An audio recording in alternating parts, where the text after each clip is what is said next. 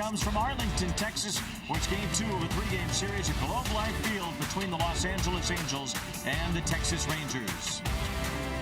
Alongside Mark Gubas, I'm Wayne Randazzo. Guba, the Angels won 2 out of 3 in Houston, but got a little bit short, just 1 strike short last night here in Texas. Yeah, Wayne, you had your guy Ben Joyce on the mound. You just got to give the Rangers credit. They put the ball in play and found a way to win that game. A game they had to win, but it would have been nice if the Halos won that first game of the series. Well, the Angels offense struggled again yesterday after an 18-run outburst in Houston on Thursday, headlined by Zach Neto. Zach Neto swung the bat really, when you think about it, it's the adjustment he made, especially when laying the bat on the shoulder and then bringing the hands up quickly to make good swing contact on that baseball. It's more level of a swing for him, allows him to get more direct to the baseball. We had that stretch there, but a lot of pop-ups. He was getting underneath the baseball, to be able to hit the ball exceptionally hard and staying on there as far as that 5-hit performance. And the first Angel had 5 hits in the game and 7 RBIs in the game, and tying the Angels' shortstop record for the most RBIs in the game as well. He did it all on Thursday. And you can really see from that angle right there how he was able to keep his hands up and through the baseball so consistently. Same thing there with the shot to center field. Stayed on that baseball well. The angle he had allowed him to be able to get to that baseball and drive it and not miss his pitch, which you want to see him to do, be able to make good contact. We've noticed more pop-ups this year from Zach Neto, in addition to the chases and extra swings, but try not to have that launch angle, that attack angle be as high. Exactly. That's where you're talking about the uppercut swing in there. It's the largest in baseball, but you saw the bat speed increase, just be able to get through there and not get underneath there. Sometimes you'd see that elbow going into his rib cage and then popping it up like that. More direct. I think it's got a better chance of being more consistently hitting the ball hard.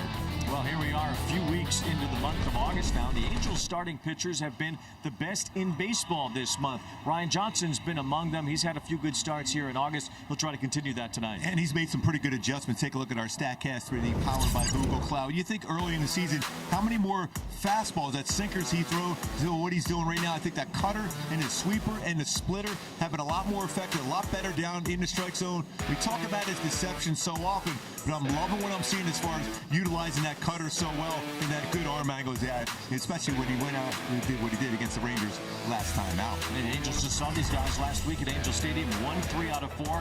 We saw a lot of good starting pitching in that series, including Johnson. And the thing is, they're trying to find a way, especially from the full windup, how they could stay better on time as far as because of that deceptive delivery. Yeah, the stretch is obviously a little bit different, but I think it's more so just the pitch usage that he went out there with. A lot more cutters and those sweepers, very, very effective against them. He'll be up against lefty Cody Bradford, who threw the ball well at Angel Stadium as well last week. We saw a very tightly played game yesterday. Very easily could end up that way again here today. Yeah, especially because the Rangers have to find ways to win the game. They threw the ball well against the Halos last time out, but get that offense going and score early and often. And Christian Moore is back in the big leagues, up from AAA Salt Lake. We'll tell you about the roster moves coming up. Game 2 of this 3-game set, a Texas two-step after the Astros. Now the Rangers here for the Angels.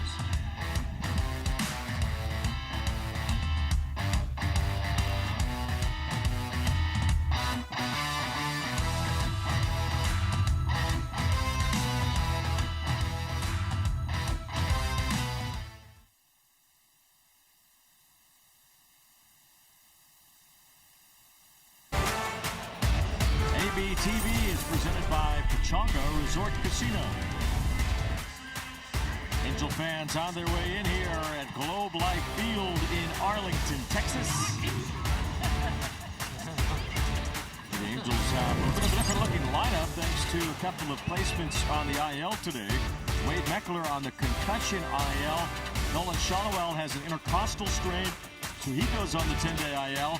We'll see Gustavo Campero in left field tonight, and Christian Moore is back at second base. I think Wayne, he's going to be a lot more comfortable at second base. It was a tough one to transition out to the left field, especially at the major league level. Back at second, and the way he's been swinging the bat very, very well in AAA. This is the Angels lineup that is brought to you by Cadillac of Laguna Niguel, with Zach Neto leading off at short, Trouts in center field, Grissom at first base with Shotwell out.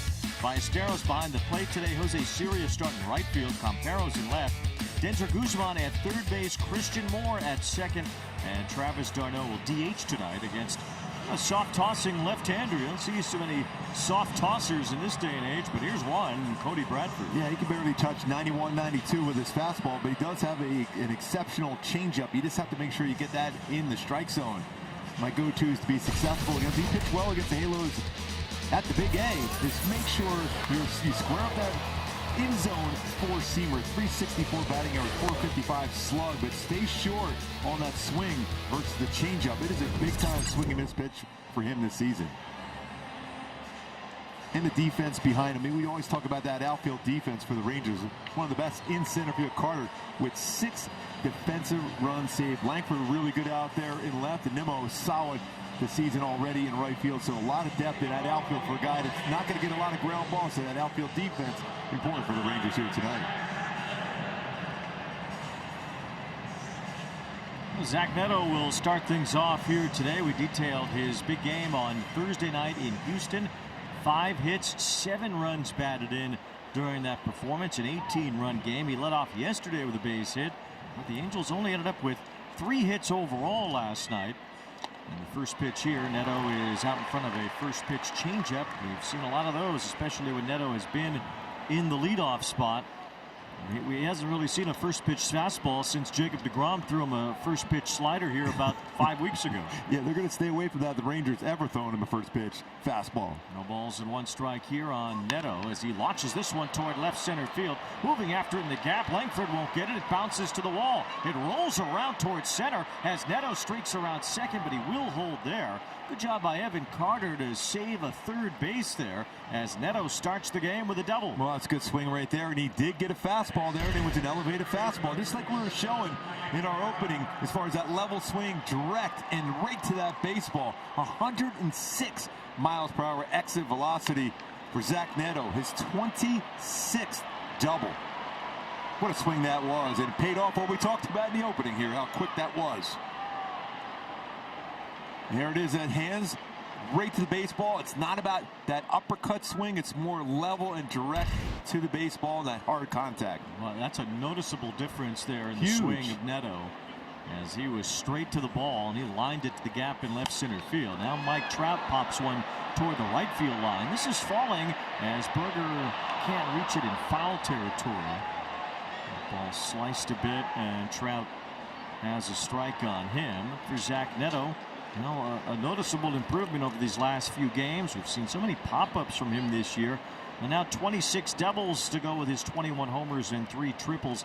That is 50 extra base hits. Just like we noticed the other day, Wayne, in Houston, we were thinking there's something a little bit different in his approach at the plate and what he was doing, how different that swing is, getting on top of the baseball and attacking it. So a good start as Trout looks at a strike at the knees. Just an 89-mile-an-hour fastball there from Bradford. Our Kia player profile on Trout is 49 home runs lifetime against the Texas Rangers. Trying to trace himself where he has the most home runs of any active player against one team, 56 against the Seattle Mariners. That's a pretty good deal when you're just trying to chase down your own records. Yeah, why not? But you knew that, by the way, you knew that changeup was coming from Bradford, especially with that fastball he threw the one before. That one he just tried to be too perfect when he elevated it. Only Reggie Jackson's ever hit more home runs than the Texas Rangers with 54 against them as Trout takes upstairs. 2 balls and 2 strikes.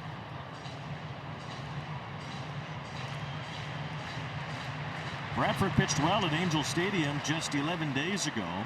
Went 7 innings, needing only 75 pitches. Ended up with a lot of quick innings in that game.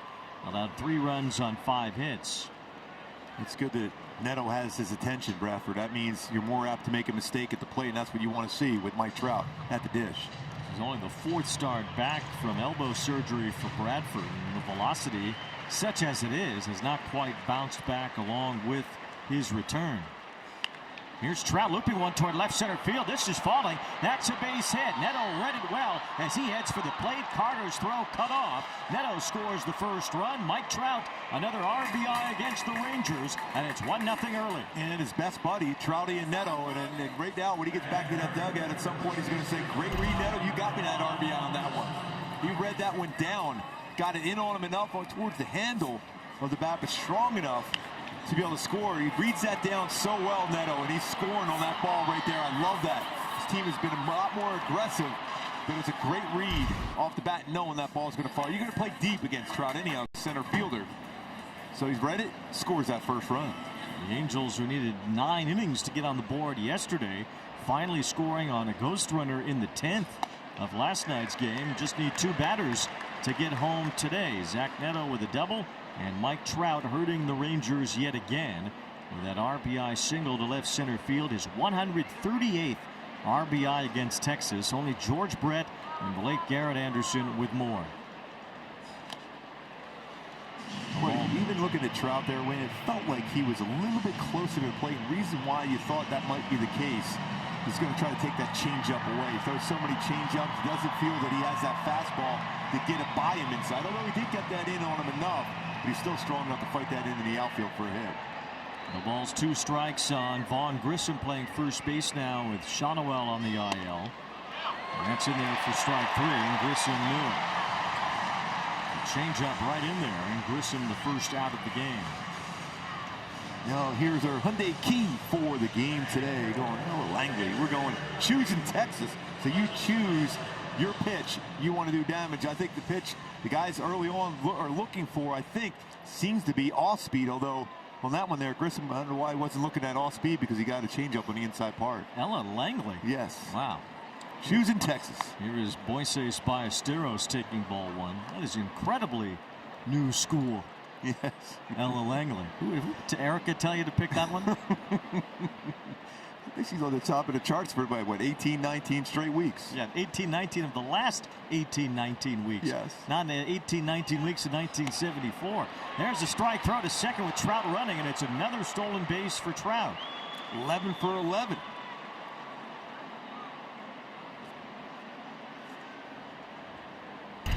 Gets behind the plate, has only thrown out a little over 19% of base. So that's a great read by Trout, going on first movement. No chance at all to make that throw, even with Pudge Rodriguez in the ballpark here today. That is the 225th career stolen base for Mike Trout. Now a bouncer toward the middle as Seager roams over to get it, and Ballesteros is out. The Angels have been running so much more lately.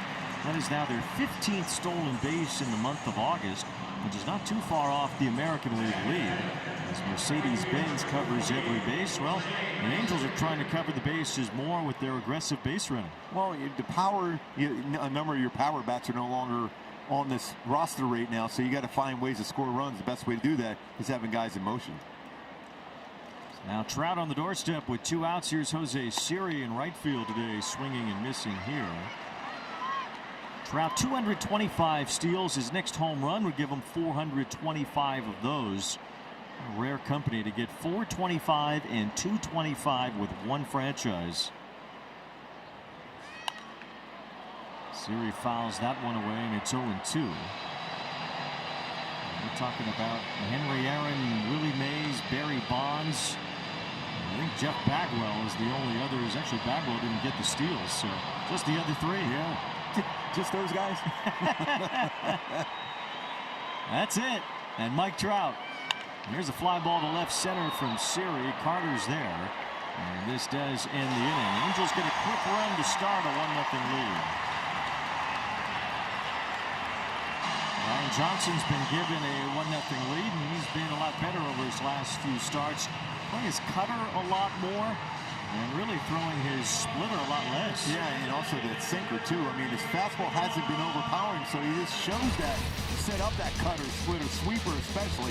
My go-to to be successful here today is that cutter on the shadows all game long. It's been very, very effective to keep that splitter on that lower arm side, run that one down and away against these left-handed power bats in this lineup for the Rangers. Johnson, a Dallas native, facing the Texas Rangers. Jock Peterson has a home run against Johnson, but not here. A first pitch fly ball as Trout comes in and makes the grab. 1 pitch, 1 out. On pace for a 27-pitch perfect game here. Yes, it is. I think it can be done. There's the Texas batting order. Corey Seager batting second, and Langford with a big hit last night in the 10th inning against Ben Joyce, hitting third. Nimmo, Durant, Carter, Berger, Freeman, and Jansen for the Rangers tonight. And Seager, well, for a guy who likes to swing at the first pitch, hard to swing at one that crosses over your shoelaces. Yeah, and he was thinking about it too, believe me.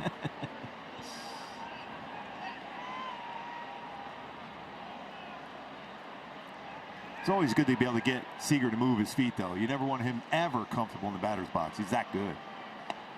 Good spot there. Reed Detmers pitched him well last night. That 5th inning strikeout with the bases loaded totally froze Corey Seager in that inning. Yes, that was a perfect pitch. By the way, that pitch before, that sinker was 96. He's amped up with all the family and friends here. Yeah, perhaps so. Good to see some of that velocity coming back for Ryan Johnson.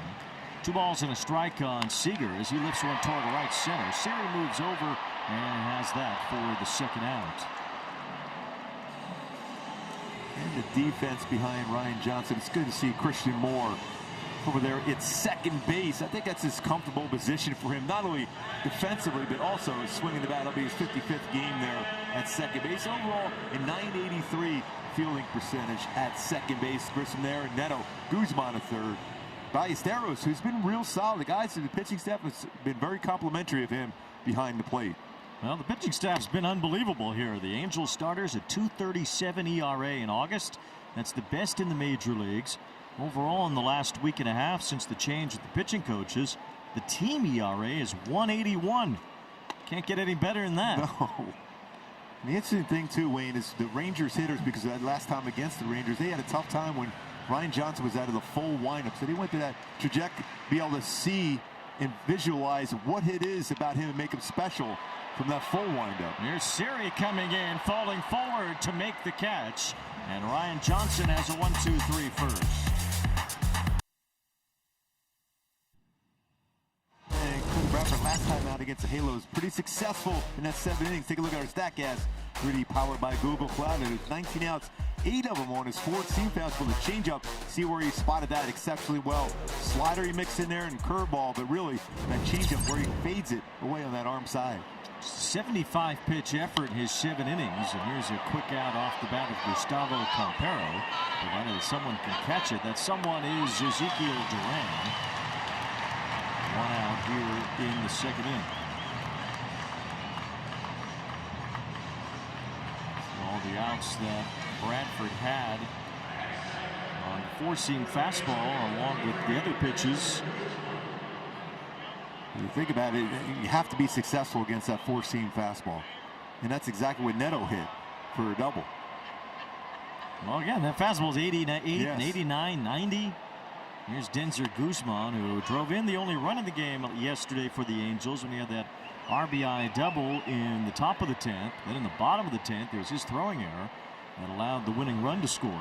Yeah, Campero just popped that. That was an 88-mile-an-hour 4-seam fastball. He popped up in the infield there. Campero had been hitting well at AAA. Here's Guzman pushing one toward the right field line. Long run, Brandon Nimmo's after it, but he's there for out number 2. And that'll bring up Christian Moore. Well, certainly a lot of interest in Moore. He is a former first-round pick, drafted just a couple of years ago. Had a successful collegiate career at the University of Tennessee. And, well, you want to see your first-round picks succeed. That's always important for an organization. And Moore at age 23. A little bit of big league time last year. We saw him for about a week at the major league level this year. And now this figures to be a more extended look at his natural position. Yeah, and you're just looking forward to that sound off the bat. He has that. He has that it factor when he stays back on the baseball and starts being confident in the batter's box. He's hit well at AAA over the last couple of weeks, especially. OPS near 1,000. They say he's still had some trouble with high velocity, but we won't see that here today, at least not in the first part of the game. 1 ball and 1 strike on Moore. And he's swinging through that fastball that was up above the zone. Yeah, the key against Bradford with that fastball, even though it's 88, 89 generally, is you got to make sure you bring that in the strike zone. It plays harder above the zone. Let's bring it down in the zone. That becomes very hittable. Count is 1 ball and 2 strikes. As Moore lays off that. Hit .302 overall at AAA. 11 home runs, 60 RBIs, had 6 triples, 25 doubles, and 83 run scores. So he did well for Salt Lake. 2 balls, 2 strikes. And Moore able to fight that one off to keep it 2-2.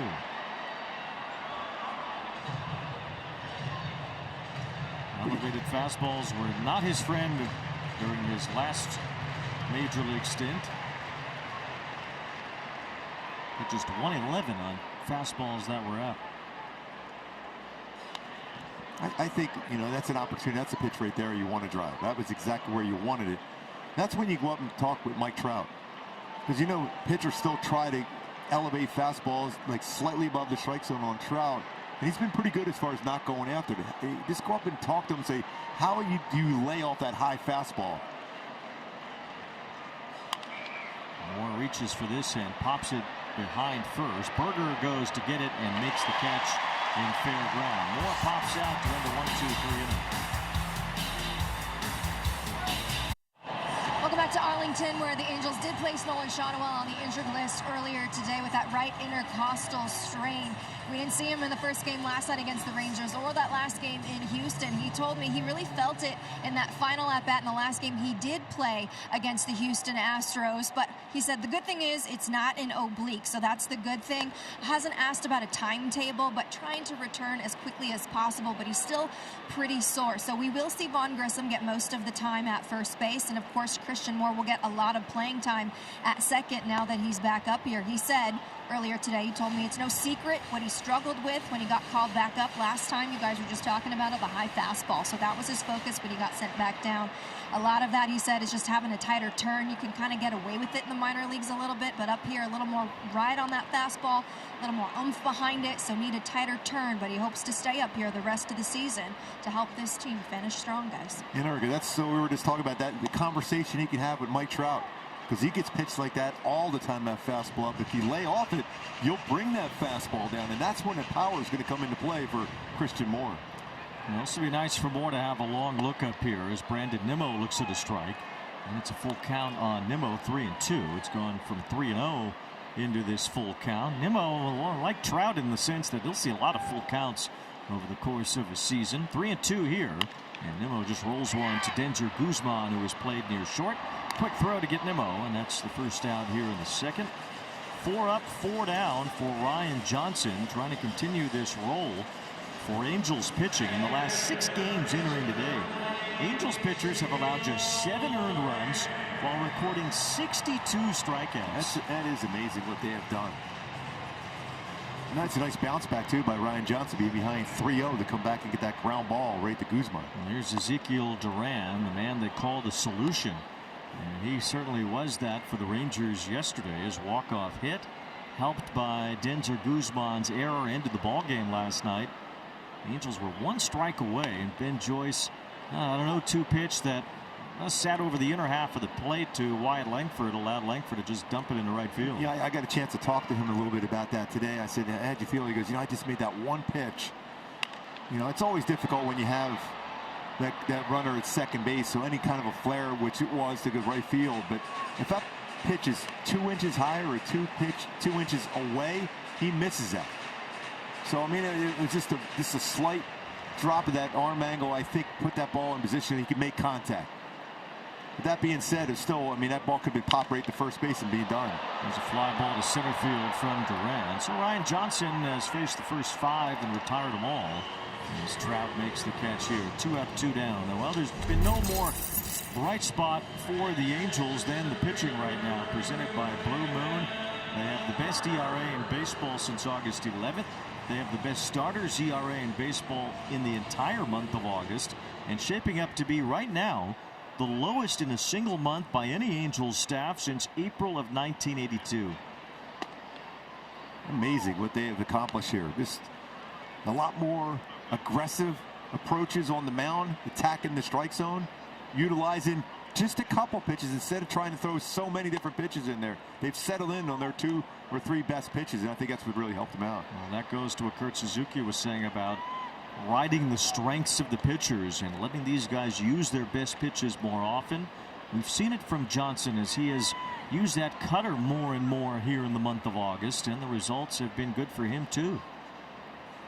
Here's Carter getting jammed and floating one toward Zach Neto. Onto the outfield goes Neto for a 1-2-3, top bottom of the 6th. Friday, August 28th, Zach Neto bobblehead night. Check on your Halos against the Phillies on Friday and be one of the first 25,000 fans to receive that Zach Neto bobblehead seated next to his locker, courtesy of Circle K. Well, the jersey's all hung up and everything. Angels.com/promotions. It's an unbelievable bobblehead. Are those his base running oven mitts in there on the top of the locker? Everything's in there. I think those were. Travis d'Arnaud looks at a strike from Cody Bradford, leading off here in the third inning. Angels a quick 1-0 lead. Thanks to Zach Neto doubling to start the game and then scoring on a base hit by Trout. Yeah, look, those are the oven mitts up there. Look at that. That's awesome. The Miami Vice glove. You have the Miami poster inside. Fit for Mr. 305. Yes. Pretty solid shortstop. An incredible shortstop was at the game earlier today. Bucky Dent on the field. Bucky Dent. The Texas Rangers were celebrating the 30th anniversary of their first ever playoff team, the 1996 American League West champions. So they rolled out a lot of those 96 Rangers today, including Bucky Dent, who was the bench coach for the late Johnny Oates. First ever division championship in the history of the Texas Rangers. He was so cool. We were teammates in '84, and he really took us young guys under his wing. He was such a good guy. That's called to strike three to d'Arnaud, right on the edge of the outside corner at the knees. So Bradford gets his second strikeout, both looking. And there's one away here in the third. Another one of your former teammates was here, and a member of those winged Angels in the late 90s, Ken Hill, who was the pitcher of the year that year for the Rangers. Yeah, I got a chance to talk to him today too. He still has that amazing smile. He was great. I mean, he was the original as far as that short arm delivery, and it was on you quickly. 0-1 to Zach Neto. Kind of like Lucas Giolito type as far as that short arm delivery. So many people talk about the '94 Expos and all the great talent they have. But it kind of goes under the radar, the year that Ken Hill was putting together for the '94 Expos. He won 16 games for them that year. They still gave the awards out, even though there was the strike that caused the cancellation of the rest of that season. He was the runner-up to Greg Maddux for the Cy Young Award that season. It's a foul ball down the third base line. It's interesting. Neto had Bradford move that rosin bag down off the backside of the pitching mound. Joe Carter used to make me do that every single time, and every inning, I would bring it back up and I'd force him to make me move it down again. 1-1 strike on Neto. It's actually the next season when the Rangers traded Ken Hill to the Angels for Jim Leyritz. This is a good challenge here. This is going to be well below the strike zone. The batter is challenging the call of strike. The plate umpire is Jen Powell, and that is way off the plate. Pitches the ball and has 2 challenges remaining. 2 balls and a strike on Zach Neto. That's one of the more egregious misses we've seen from an umpire this year. 1 out with Neto at the plate. He scored the first and only run of the game so far.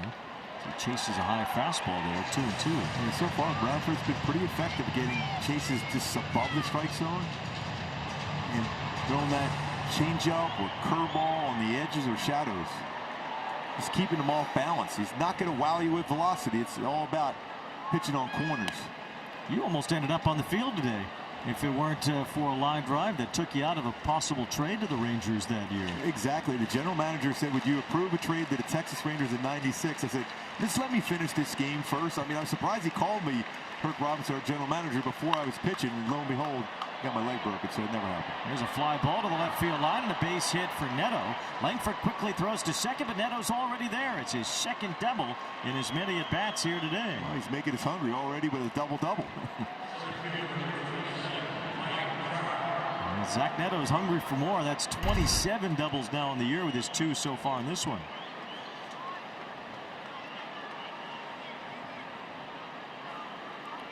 That changeup, it was down, but it was middle down. What you're seeing right now, that's a little bit more direct to the baseball for him.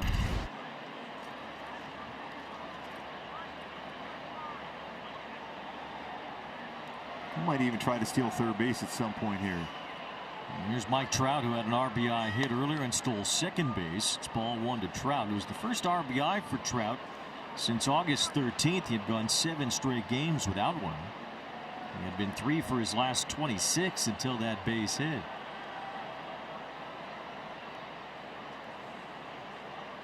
Neto in scoring position for him once again. 1 ball, no strikes on Trout.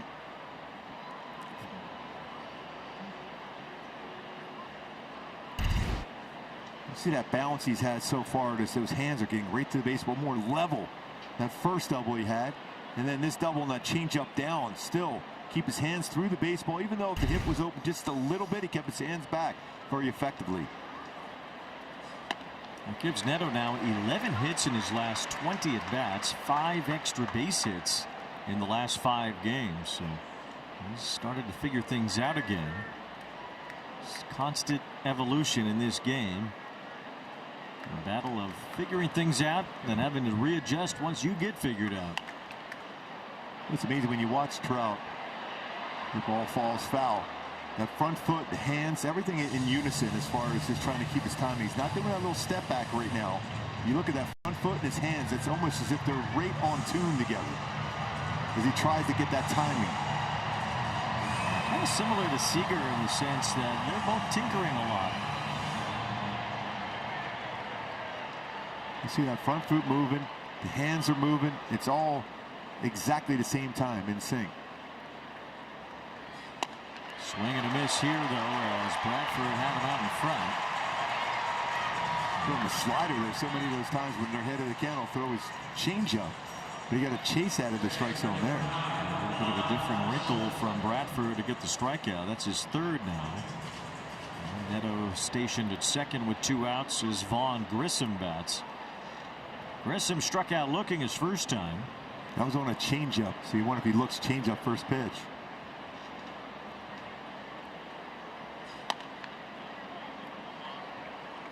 '87-mile-an-hour fastball.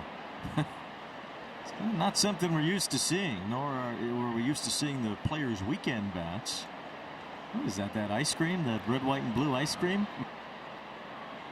That Grissom's using with the bat. There goes Neto. Throw to third, not even close. Neto steals third easily, and the Angels running again. That's 15 steals in the last 11 games for this team. That's his 18th stolen base of the season. No chance at all for Jensen on that one. It's a huge jump. Always easier, as the late great Ricky Henderson would always say, stealing third base, but especially with a left-handed pitcher on the mound. So Neto now 2 away from a 20-20-20 year again. It would be his 3rd in a row. And it's 3 balls, no strikes on Grissom. They call those ice cream popsicles with the red, white, and blue. You know which ones I'm talking about? I know exactly. I think they even have them on the plane for us, too. I think that's what he's going for here. Yes. Rocket Pop. That's a strike to Grissom. It is Players Weekend. So Heidi Watney showing Trout's bats that were drawn by his sons. And here's Grissom going with the full Rocket Pop, I think. Bounces this one softly toward third. Tough play for Duran. Quick throw across. Grissom is out. I think they got him. Nice job by Ezekiel Duran as he saves a run for the Rangers.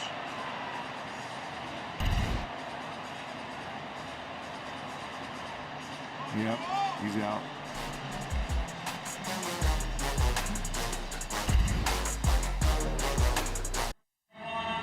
Yes, it is Players Weekend all throughout Major League Baseball this weekend. Zach Neto obviously takes the most liberties with his customized gear. Going back to the Professor Chaos gear that we saw him use during Players Weekend last year. He's got the Professor Chaos cleats today. Lots of Pikachu and Pokemon yesterday for Zach Neto. Now, he did have that new Professor Chaos bat that he'd planned to use this weekend. Unfortunately, the league didn't approve it in time, so he isn't able to use it. So he used the old Professor Chaos bat from last year. Guys, remember that? He homered off of that one in Sacramento. I think that worked pretty good. But so he decided to go back to the bat, the regular bat that he had 7 RBIs with in Houston the other day. So whatever works. Yeah, whatever works indeed. This was the Professor Chaos bat. Remember that, and then in the Sunday game, he tried to use that Detroit Lions bat. Yeah, that did work. And that didn't work out, so they went back to the Professor Chaos, and then he had another home run with that. Here's Jake Berger getting hit by a pitch on the hand. And that's always tough to see for a batter. Berger, it seems like he has a lot of padding over that hand. He's in some serious pain here. This will be the first base runner for Texas after Johnson set down the first 6 in a row. And everybody has their preferences, but I don't know why you wouldn't wear some kind of guard over the hand. Just because pitchers, generally with that high velocity, they don't have the command on the inside part. That got right on the wrist. So that command, when you're throwing inside, you miss quite often by a lot. And that's exactly what happened there. Ooh, that's a tough spot. That is going to be extremely sore as the game progresses, if he's even to be able to stay in there now. Berger just now getting to first base and taking off that batting glove so they can get a further look at it. It's a big boy over there at first base, Berger, so you can imagine how much that's going to be swelling up very, very quickly. He's trying to stay in for now, looks like. Let's see if he can maintain that. You're playing first base too. You're taking a lot of contact off that wrist, fielding throws from around the infield. Berger is the first man to reach base for the Rangers in this game. Johnson saying he wasn't trying to do that. Berger he appreciated that one too. No way. I've said this so often. I've never been a huge fan of that 0-2 up and in pitch. That's exactly what happens a lot, or a hit. Here's Cody Freeman. The Vetawanda High School in Rancho Cucamonga. Freeman made a couple of nice defensive plays at second base yesterday. Seen his brother before, Tyler Freeman, also a major leaguer.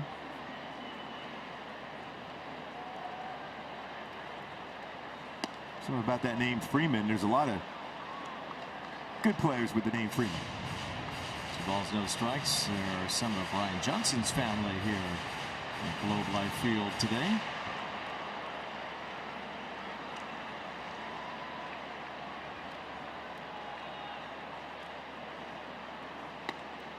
Hometown kid out of Dallas Baptist University.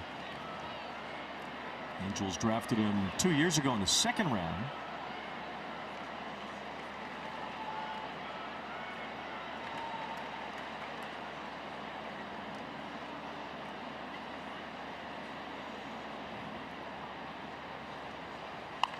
He said his name has nothing to do with Nolan Ryan. He's from here in Texas. There's an extra number of Ryans and Nolans around this area. Just a few. For number 34, as the Rangers knew him, but number 30 retired at Angel Stadium for the Hall of Famer. There's a swing and a miss. Strike 3. Freeman thought maybe he held up. It looked pretty clear that he went around, and that's the first strikeout for Ryan Johnson today on the anniversary of the day that Nolan Ryan recorded his 5,000th career strikeout. 5,000. It's Ricky. Punched him out. Number 5,000, which was right here in Arlington. There's Bobby. Bobby V managing the Rangers at that time. I don't know how you guys handled playing at Arlington Stadium. Outside, no shade whatsoever. No, the original stadium here too. That was. Oh yeah, I love to exaggerate a little bit. That was about 1,000,001 degrees on that field. All the strikeouts he had with the Angels. It's unreal. He averaged over 300 strikeouts a year as an Angel. Some of us mere mortals will take that in a career. He had 2,416 in 8 seasons. That's 302 per year. That's pretty good math right there. Way to go. That's what I'm here for. Yes. 1 ball, 2 strikes on Danny Jansen doing the catching for the Rangers. Veteran who spent a lot of time on the injured list. So he had an elbow injury. Texas has been utilizing that IL quite a bit. Still some good players on it right now, including Josh Young. There's a bouncer to third base. Guzman scoops it over to second. 1 quick throw to first. 2, a double play. Ryan Johnson has faced the minimum through 3 innings. Nolan Ryan would approve of such an effort. Look at that one. baseball on ABTV, brought to you by Hyundai, the Hyundai Getaway Sales Event. Deals so right, they almost feel wrong. Only your local SoCal Hyundai dealer. By Jack's new Philly-style bonus Jack combo, shaved steak, grilled onions and peppers, and melty cheese, starting at $5.99. And by Amazon, spend less on your kids or back to school. Texas Rangers looks through the years. Some of the powder blue in there, too. Well, he says Ballesteros. Seems like the Angels have faced a lot of lefties here lately, and Ballesteros trying to find his way and establish himself has been thrown into the mix here just about every single day, whether it's been a lefty or a righty. And he's had some pretty good swings, especially down in Houston when he hit the ball real hard to left center field. He's probably going to have to do that against Bradford here tonight, because he's staying away on him just like that. 1 ball, 1 strike. Had a good game the other day by Ballesteros against the Astros when he had his first extra base hit as an Angel. He had 2 hits in the game with 2 runs scored, 2 RBIs, and he was robbed of what could have been another hit in that one. Yeah, Varsho made a nice play on that left center field. That's the kind of swing he's probably going to have against the lefty here tonight. 1 ball, 1 strike. We've yet to see Ballesteros hit his first home run as an Angel. Kind of hilariously hit his first major league home run last year as a Cub, as Anthony Rizzo was sitting there in the bleachers and Ballesteros hit it right to him. But Rizzo dropped it. He didn't drop many throws. And then again this year somebody hit a home run. I know. I saw that. I was watching that game that day. That's when they were honoring that 2016 team. I saw that fist pumping. 1 ball, 2 strikes on Ballesteros. Grounded out his first time here today. He lines this one to right and has a base hit. So that flat slider, he rocketed it. The Angels already have more hits today than they did last night. It's their 4th in this game. Right down the heart of the plate. Kind of a flat slider, and he jumped on it. Stayed on top of that one well. You see it on top of that baseball on the line. So if he gets underneath that a little bit, could create some backspin, that ball is going to go out of the ballpark.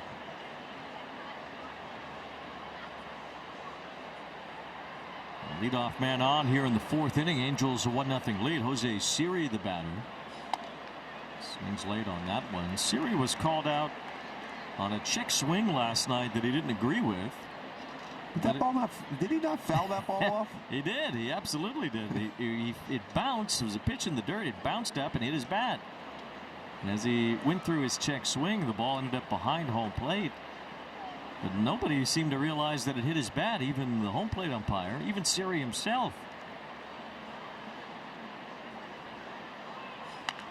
Bounces this one to third base. Duran over to second for 1. Freeman returns it to first. And that is an around the horn double play. We just saw the Angels turn 1 last inning. And the Rangers get 2 here.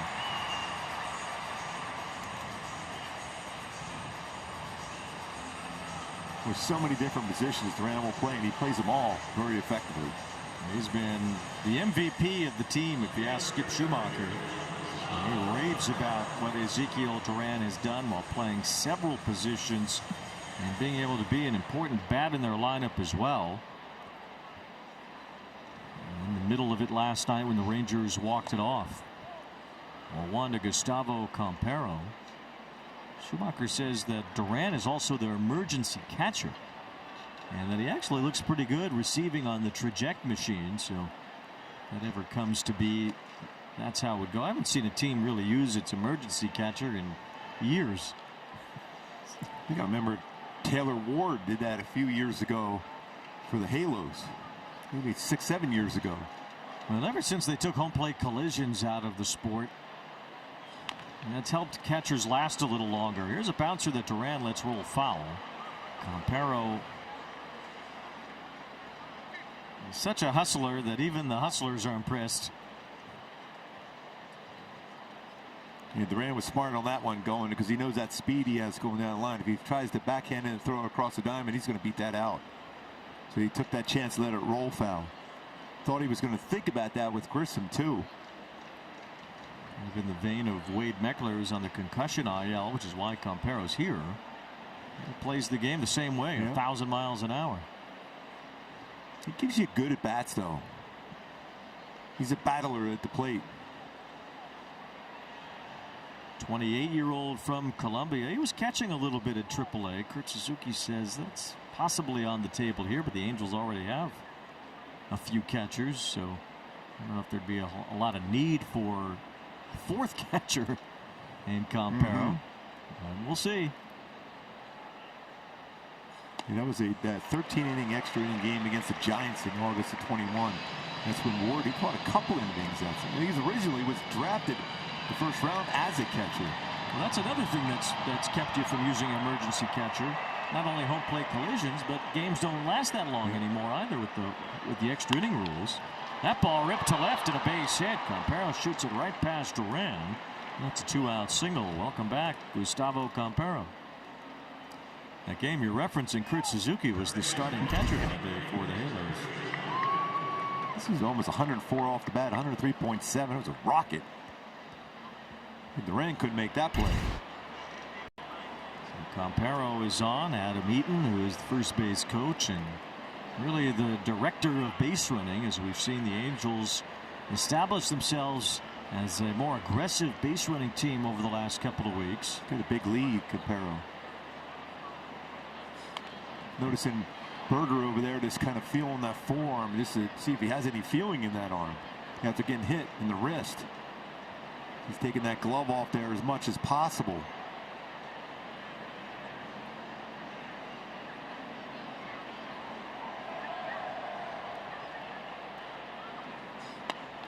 Well, the backup first baseman's probably Duran.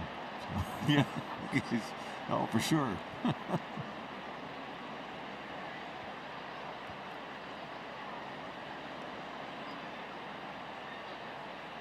One ball, one strike on Guzman. Flied out his first time today. With his hands here, he rolls it up the middle. Seager tracks it down, shovels to second, and gets the out. As Campero was just a bit late. It looked like he started to slide a little bit too quick.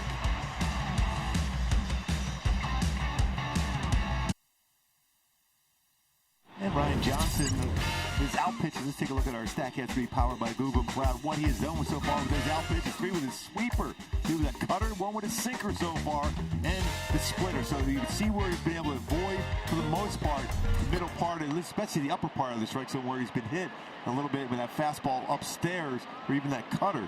So far, so good on those corners and just off the plate. It's a real good view of those outs so far as he's going through now that second time through. It's Jock Peterson leading off here in the bottom of the fourth. Johnson has faced the minimum in the first 3 innings. Only base runner was Berger on a hit by pitch. And Danny Jansen hit into a double play. It's 3 balls, no strikes now. Peterson. And we've seen Johnson's fastest pitch in the major leagues this year today. That 96-mile-an-hour pitch he threw earlier. Pumps that one in on a cutter to make it 3-0. I think he's got that little edge going with the family here. See him a little more motion when he's been able to get some big outs, especially that double play already in this game, last inning. There's another strike right in there. So 3-2. Peterson's had a good year, especially as crushed right-handed pitching. All but one of his homers this year has come against a right-handed hurler. 22 on the year. And that 3-2 pitch he laid off. So it's ball 4 and a leadoff walk. That's been the one thing for Ryan Johnson when the free pass. Although lately, a lot more consistent with the strike zone.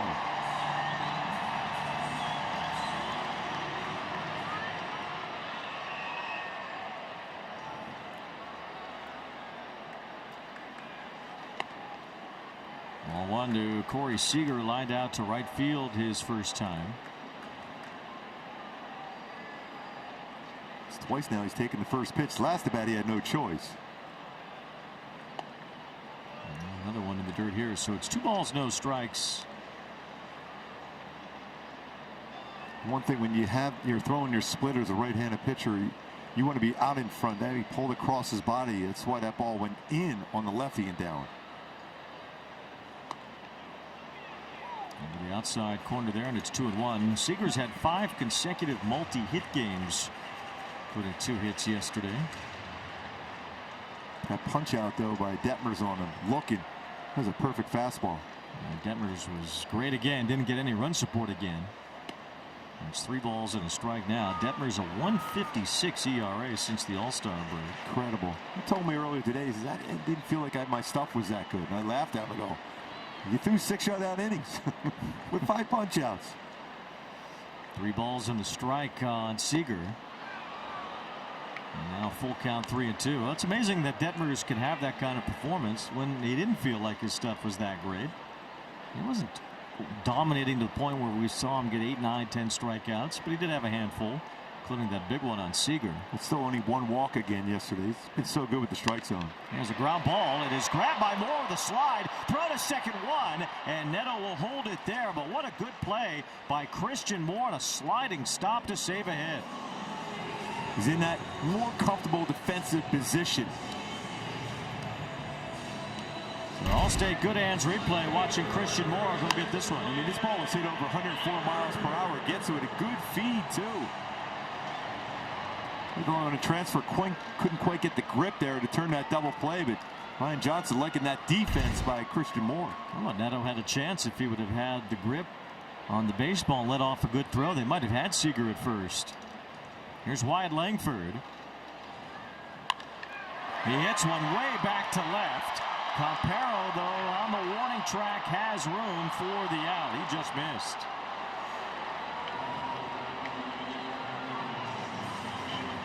That's just an out. Just an out.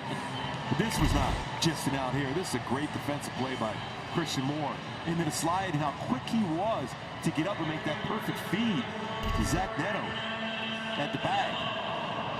It's got to make Christian Moore feel good about his defense. He's been working extremely hard at that, and he got better at second, and then he had to make that move to left, which makes it more difficult. Nice play certainly by Moore.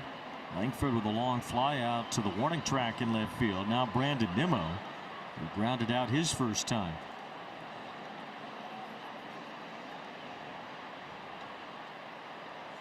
I think you go back to that fly ball out by Langford, just the speed of that pitch. It was a sweeper about 81 miles an hour. He's just out in front enough where he wasn't able to completely square that one up. Still would have been a home run in 13 major league stadiums, but not this one in this place. That's all that matters. And it's kind of a tough one to hit in sometimes, although the numbers have been better here over the last couple of months. The Rangers say they still really haven't figured out what makes this ballpark tick in terms of how sometimes it's a hitter's ballpark and a lot of the time it's a pitcher's ballpark. That's okay. The other 2 ballparks were not pitcher's ballparks, trust me. Well, this one wasn't either a few years ago. That 2023 season when it seemed like everybody on the Rangers had a career year. This ball was flying out of this ballpark. It hasn't really done that ever since. And now 2 balls, 2 strikes on Nimmo. Got a chance to see Pudge Rodriguez earlier today. He used to hit that ball to right center. That carried the right center in the second stadium. We could see that out the windows here. That ball would just fly out to right center. He was so good, especially late in counts. You're trying to get him out with a slider or fastball away. He just crushed that ball to right center. 2 balls, 2 strikes here on Nimmo. 2 outs with Seager at first. A little tapper toward Christian Moore. Made a good play early in the inning and does well there to retire Brandon Nimmo. Pudge Rodriguez, the Hall of Famer in attendance, stopped by for a little pregame selfie with Angels pregame. Way to go. Angels are teaming up with the world of anime for Anime Night at Angel Stadium. It's Monday, August 24th. With a special Anime Night ticket package and score an exclusive Naruto Angels jersey giveaway. Angels.com/Naruto. Get your ticket package and channel all of your inner chakra. The big A. How often you see a guy make a great defensive play, lead off an inning? It's automatic. I'd say about 11% of the time it happens. 1 out of 9. That's about as automatic as it could be. No doubt about it. Here is Christian Moore. Made 2 really good plays in the bottom of the 4th inning. One very nice play on a sliding stop to rob Corey Seager of a base hit, and then a nice job on Brandon Nimmo's little bouncer toward the middle. There's Nicky Lopez. He's in the game now at second base.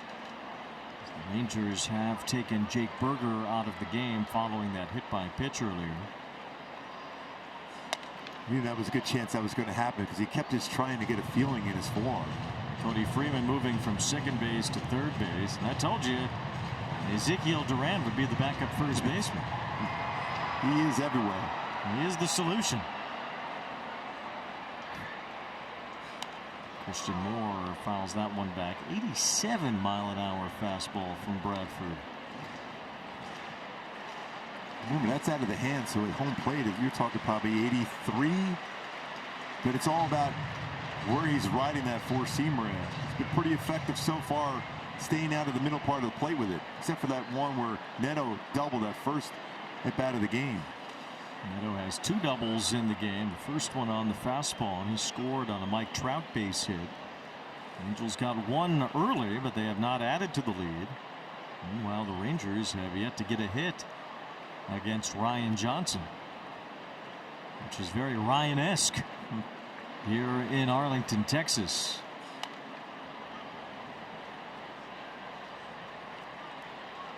Two balls, 2 strikes on Christian Moore, back in the major leagues for the first time in a couple of months.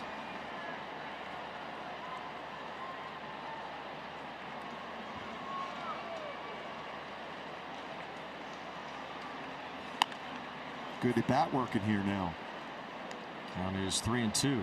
Fell behind 0-2 right away. Now full count.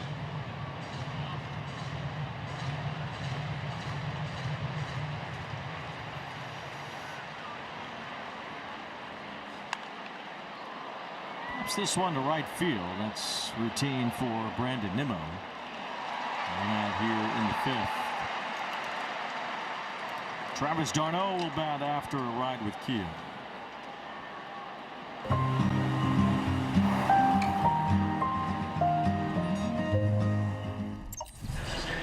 Angels had a 1-0 lead into the bottom of the 10th inning yesterday. The Rangers scored 2 unearned runs with 2 outs in the bottom of the 10th. The first run, the ghost runner, is always unearned.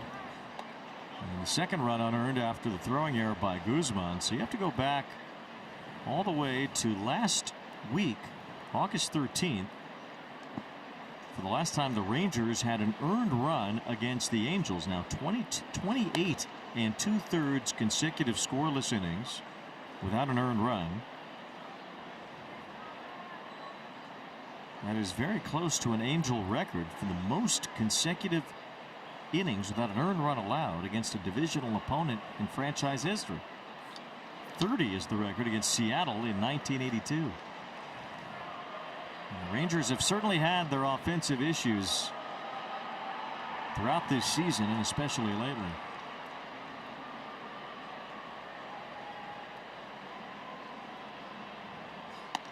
It's a strike to d'Arnaud. Texas has been the lowest scoring offense in the majors this month. And you would have never thought that normally.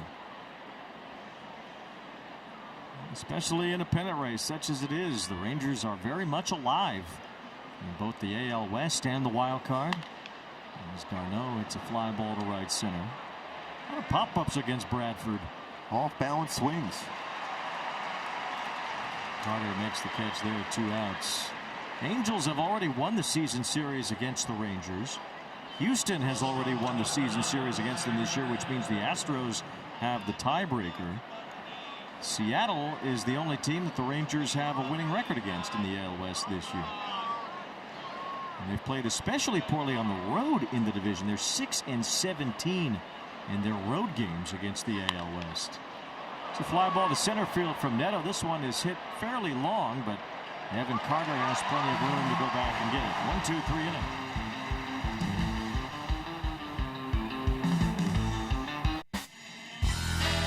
Angels have a 1-0 lead. Some of the Ryan Johnson fan club here at Globe Life Field. They've seen Ryan perform very well so far here tonight. He's been great. 1 strikeout. He's not a big strikeout guy, but more impressed at how many ground ball outs he's gotten so far. 5 of them. And here's a fly ball out on its way toward Jose Siri in right center field. He's got some quick outs too. That helps along. Pitch one out here in the bottom of the 5th inning. It's less than 35% ground ball rate. 5 ground ball outs tonight so far. Well, there's one strikeout in this game, but a lot of soft contact from the Rangers. And Johnson is basically using that cutter as he doesn't throw anything straight. Basically, that cutter is his primary pitch. It's the sweeper, which he throws a lot. Splitter.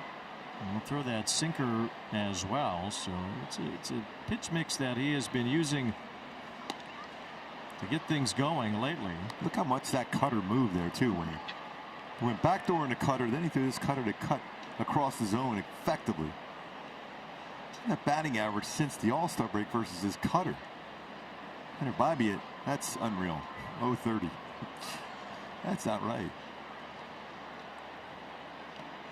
1 ball, 2 strikes here on Carter. In the month of August, Johnson has thrown that cutter about 45% of the time. And that's about exactly where he is today. So that has become his primary pitch by far and away. That's a good pitch. Did they call that a strike?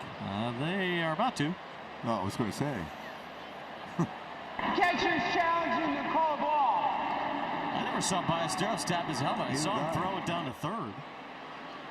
That is strike 3. Pitch is strike. Los Angeles has 2 challenges remaining. How about Ballesteros just fire that ball down? The field. He goes, I don't need to tap the helmet. I just know that's a strike. Did he ever touch his helmet? No. No, he did right there. Right there. Before he threw the ball down. I mean, that's an incredibly close pitch, too. I mean, you can see how that can be called a ball for sure. Strike 2. Nicky Lopez batting for the first time today. There's one pitcher challenge. We saw one here last night. Mackenzie Gore had a challenge that worked. The ball's in a strike on Lopez as he lifts one to left field. And Gustavo Campero is there. Ryan Johnson's having the game of his life so far in his home area.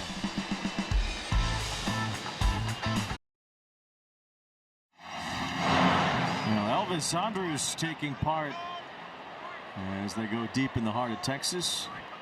The Rangers sideline reporter back there. There you go. There's Elvis. Yeah, he's in the building. He has not left the building. She's ready to film it. I got to film Elvis. Yes. Very much in the building. Mike Trout slaps one toward left center field. This one's headed for the gap. Hits a base hit. It bounces to the ball. It was a line drive laser beam. And Mike Trout has a leadoff double, his second hit today. That was a Texas two-step there. That was a rocket. That was 109.2 exit velo off the bat. He tried to throw a fastball. And that was right down the heart of the plate. Just like that, runner in scoring position. Well, that's what you meant earlier by getting that fastball down. Mike Trout jumped all over it. Those feet by Elvis Andrus, though, but he used to, at one point, I remember his stolen base percentage against the Halos was out of this world. He was so effective stealing bases throughout his really good career. Very good career. He was a teenager when he first got to the major leagues, appearing in 2009. Part of those 2 Rangers teams that went to the back-to-back World Series in the early part of the 2010s. Only just retired a few years ago. Elvis Andrus. I was talking to him, he was 23, I think, was when this led. And he goes, I said, how you enjoying being on TV? Because he does a pre and post game show. He goes, I'm around the game just enough. He goes, everyone wants me to coach. I said, I don't know if I can commit to that yet. But he definitely feels he can help out a lot of players. There's Grissom inside, outing one toward right center. Nimmo's over in the gap to make the catch. Trout's tagging, heading for third base, and Nimmo's throw is just a bit late. So the Angels' aggression on the bases hasn't just been stolen bases. We've seen them take extra bases a lot of late also. Especially get rewarded for a swing like that, trying to go the other way, and testing that arm from Nimmo. Trout get back to the bag and immediately goes in. And just being aggressive. Give you a better chance to score. Certainly a better chance at third than at second. As Trout advances there. That's a couple times they've taken an extra base on Nimmo now in this series. Angels trying to add to their lead as Moises Ballesteros bats after we find out what to eat tonight at Jack in the Box. Don't get FOMO. Get my Philly-style bonus Jack combos and new Philly Munchie Meal. Welcome to Jack in the Box. I'm sure that would go well down here in Dallas having a Philly Munchie Meal here, don't you think? They'll get over it. Here's Ballesteros with one out. Hey, it's a fly ball, right center field. It's deep. Nimmo's back for it out near the wall. It is off the wall. Trout comes home. Ballesteros just missed a home run. He'll settle for an RBI double high off the wall in right, and the Angels lead by 2. That's a 4th double tonight for the Halos. Oh, I thought for sure off the bat that had a chance of getting out. Remember, he got a base hit, a rocket on a slider earlier. He throws another slider to him, and this is even a better swing. This is where he got that backspin on the baseball.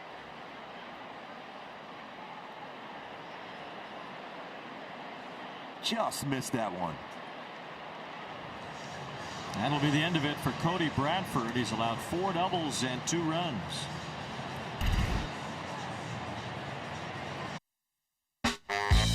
Angels baseball on ABTV, brought to you by the SoCal Honda dealers. Follow at Helpful Honda, and they can help you too. By Jack's new Philly-style bonus Jack combos, shaved steak, grilled onions, and peppers, and melty cheese starting at $5.99. And by Steva, proud partner of Angels baseball.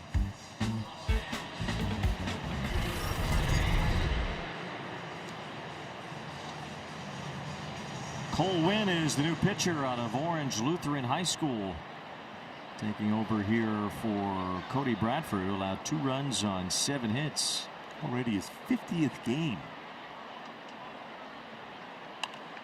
Rangers don't mind going to that bullpen. They use these guys up. It's a career high in games and innings pitched so far this year for Winn.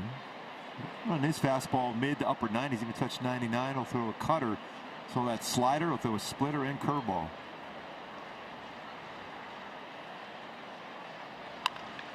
First round pick for the Rangers in 2018 out of Orange Lutheran High School. Quite a few good pitchers over the years from that school. He'd gone to college. He originally had committed to Notre Dame.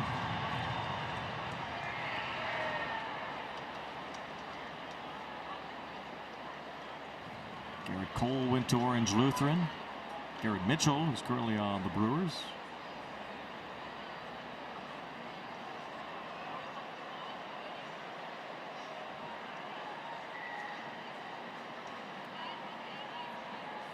Swing and a miss as Siri chases a ball in the dirt for strike 3. As Mark Langston did some coaching.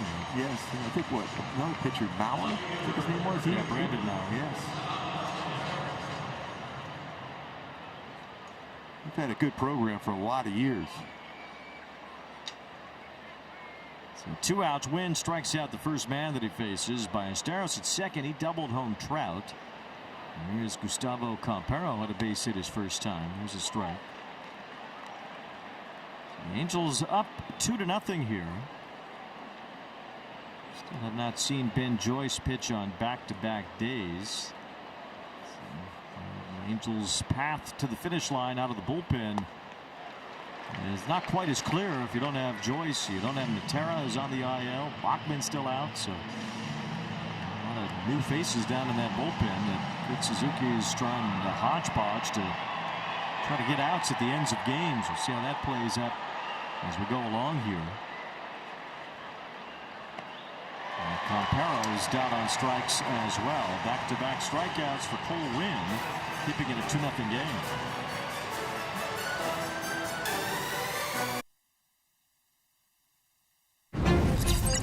Ryan Johnson has mowed down the Rangers so far tonight in his hometown. Yeah, he's really pitched really well on that cutter on both sides of the plate. Throwing a pretty good sinker today, too. Sweeper. That's a good swings over the top of that one. 2 strikeouts in 5 innings without a hit. Last Angels pitcher to do that in a game was Reed Detmers on the night of his no-hitter against the Tampa Bay Rays. Here's a strike to Cody Freeman leading off the bottom of the 6th inning. The Angels with a 2-0 lead. Freeman is one of the 2 strikeout victims for Johnson so far tonight. Nice job with that cutter, east and west, north and south, with the cutter itself.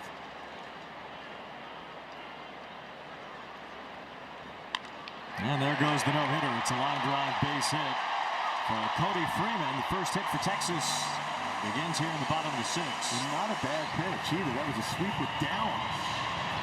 Not bad at all. Johnson actually had a longer no-hit bid against the Orioles earlier this year. Went through 5 1/3 innings in that game.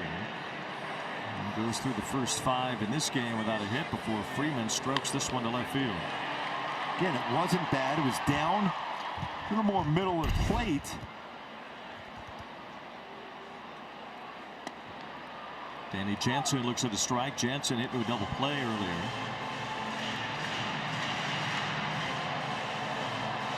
Veteran catcher who's not been on the field a whole lot this year.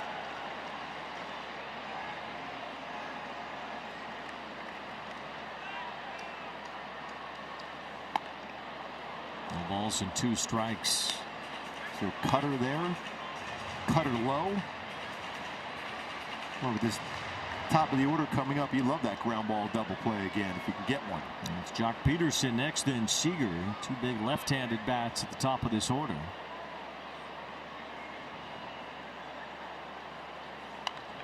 As Jansen fouls one away, still 0-2.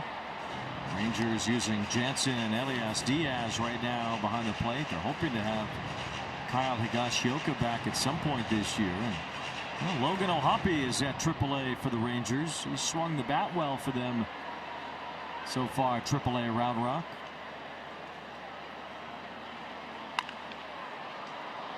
As Jansen pushes one foul. Obviously some work to do still for O'Hoppe in regard to his catching ability.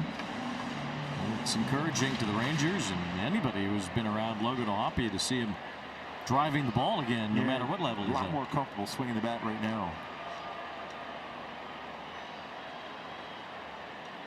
No balls, 2 strikes on Jansen. Swing and a miss, strike 3. Johnson goes to the cutter and it ran away from Jansen. Yeah, he saw cutters down in the strike zone and that elevated cutter.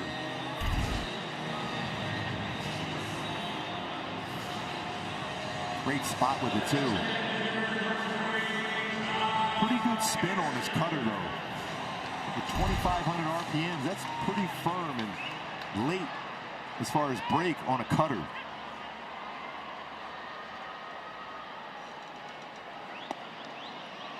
One out and Jock Peterson stands in here. 3rd time through the order now. We've seen Ryan Johnson have his struggles in that 3rd time throughout this season.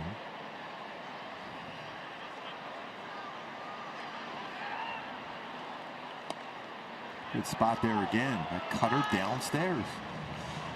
Ball, 1 strike, 3rd time through the order. Jock Peterson has had a walk and a fly out today.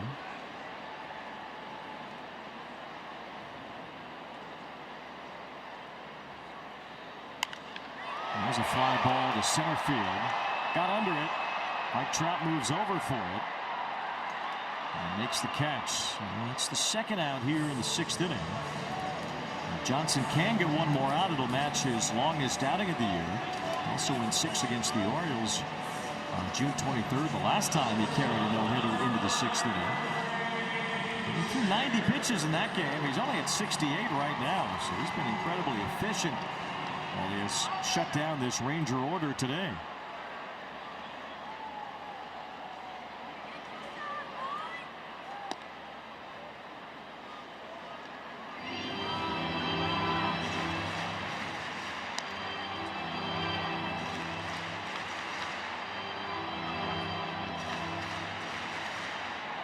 Corey Seager was robbed of a base hit by Christian Moore in the 4th inning. A nice sliding stop. Also lined out to right field earlier. Seager's been on the IL 3 different times this year. Since his latest stint, he's hit the ball well.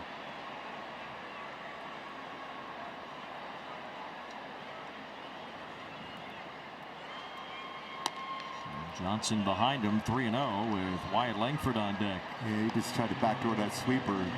I wouldn't give in here, even 3-0, because Seager's going to be swinging.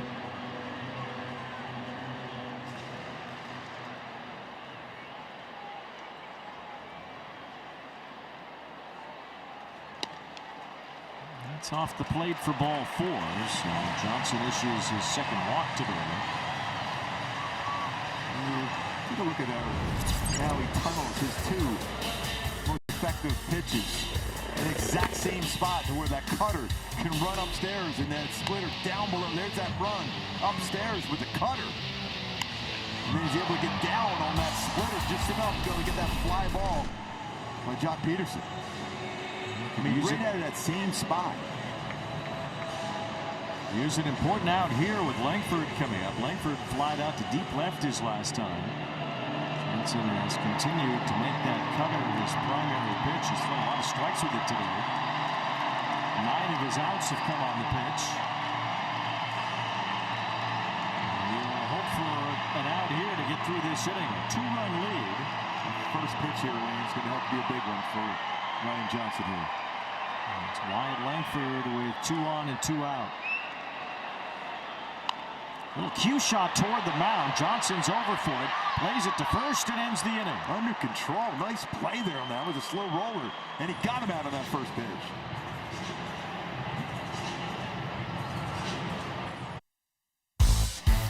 The Diamond and the Gridiron collide Sunday, August 30th. With an Angels football jersey. Be one of the first 25,000 fans to take home that Angels football jersey, courtesy of San Diego County Credit Union. Joe Adell's name on it. Visit angels.com/promotions. First pitch swinging. Denzer Guzman grounds to short. And Cole Winn has the first out here in the top of the 7th. I'm sure you wave every time you go by the AT&T Stadium right across the street here, don't you think? Well, you're the one who's got the issues with the Dallas Cowboys. You're a lifelong Eagles fan. Oh, yeah. One out as Christian Moore stands in. It's always fun when Grayson Rodriguez and Mike Trout start talking about football. Cowboys versus Eagles. Or Eagles. Well, the Eagles have certainly had a better run of it over the last decade than the Cowboys have had over the last 3 decades or so. Just kind of been stuck in neutral for about 33 years. You felt pretty good about saying that, didn't you? I didn't hate it. Moore is 0 for 2. He's flied out to right. He's popped out to first. He's been late on some fastballs throughout the day. 96, though, a lot harder fastball here from Cole Winn. NFL season starts in about 2.5 weeks. And Christian Moore blown away by that one. 3 strikeouts for Winn since he entered, just 4 batters faced. And Halo's going to approach against Bradford today. Pretty successful with 7 hits. Take a look at our StatCast today, powered by Google Cloud. They brought some of those 4-seamers down in the strike zone. You saw that with a couple doubles, a couple singles, but also pretty solid on that slider. And then the changeup, they were able to drive in the air down below the strike zone. So good swings. They forced in the middle of the plate very effectively tonight. That's compared to that last time out when he went 7.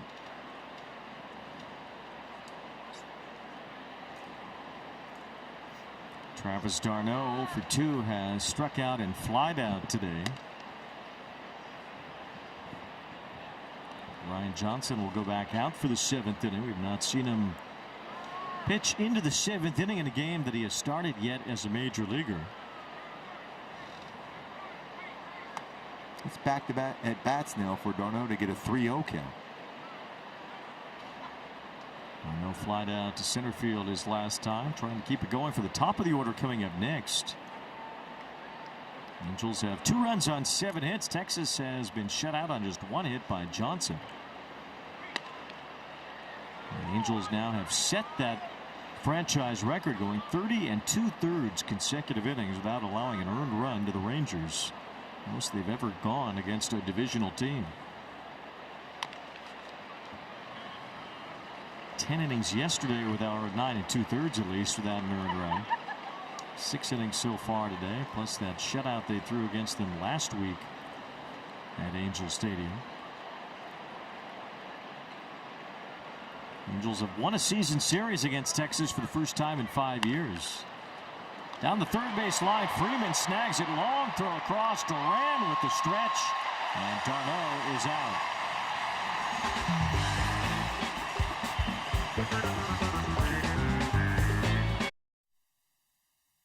Angels baseball on ABTV, presented by Pechanga Resort Casino.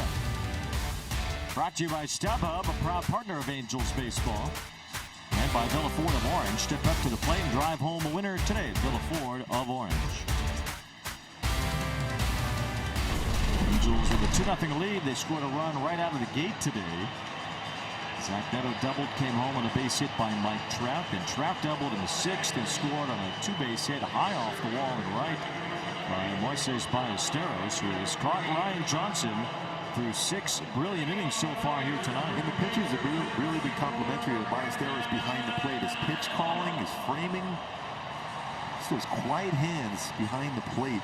It's good to see for a guy that hasn't caught a whole lot at the major league level.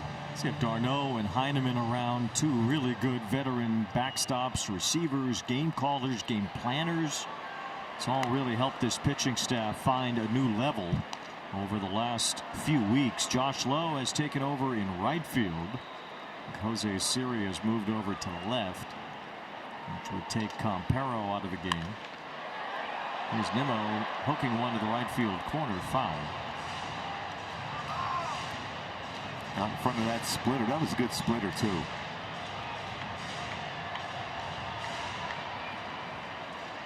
Been pretty effective.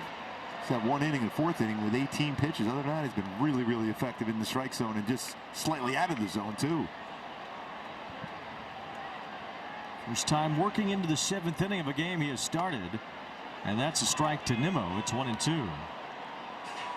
And he hit for the Rangers, a clean single by Cody Freeman to start the 6th inning.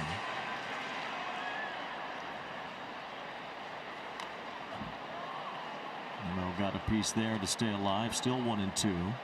There's a cutter. He went cutter outside corner, cutter inside corner. Angels still have not announced a starter for tomorrow's game. And we're assuming that it's going to be Yusei Kikuchi. George Clausen was down there throwing a bullpen today, so it's going to be Clausen or Kikuchi. That's a good sign that it's Kikuchi. Up the middle, Neto has that, turns and throws to get Nimmo. Well, it's had some solid defense behind him today, too, Ryan Johnson, up in the infield. When you're throwing strikes, guys on their toes, make plays like that. That was hit hard, right back up the middle. Neto fields that. Get that outfield turf. Somehow that ball did not hit Johnson. It was smoked up the middle between Johnson's legs. That was 105 miles an hour up the middle. That's what I mean. How did it miss the pitcher? It went right between his legs. If it hit him, that ball could have bounced anywhere. It stayed true, and Neto was able to make that play up the middle. It's not easy to get any ground ball in that dirt when you think of that second base bag, how far back the dirt goes towards that field turf. We talked about that a lot, how this dirt in the infield is pretty significant. It's 1 ball, 2 strikes on Ezekiel Duran, who was flied out a couple of times.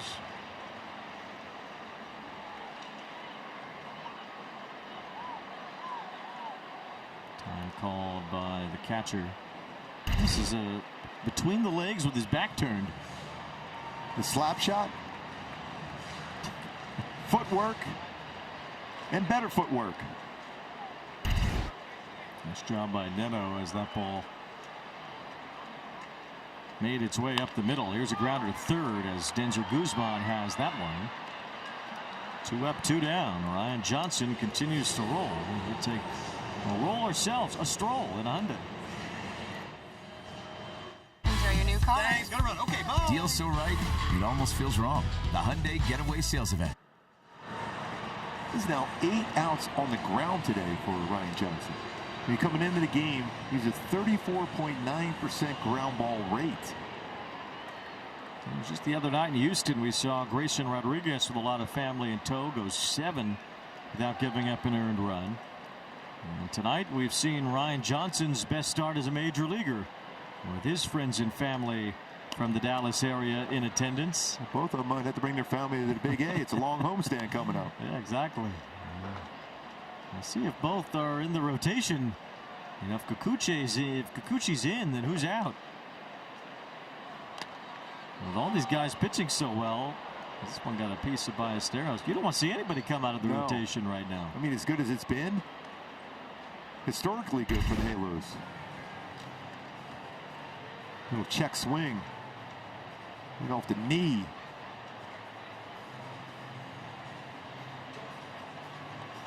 To get the official number of what the Angels starting pitcher's ERA is in August once this inning is over is 2.24 for the month entering this inning.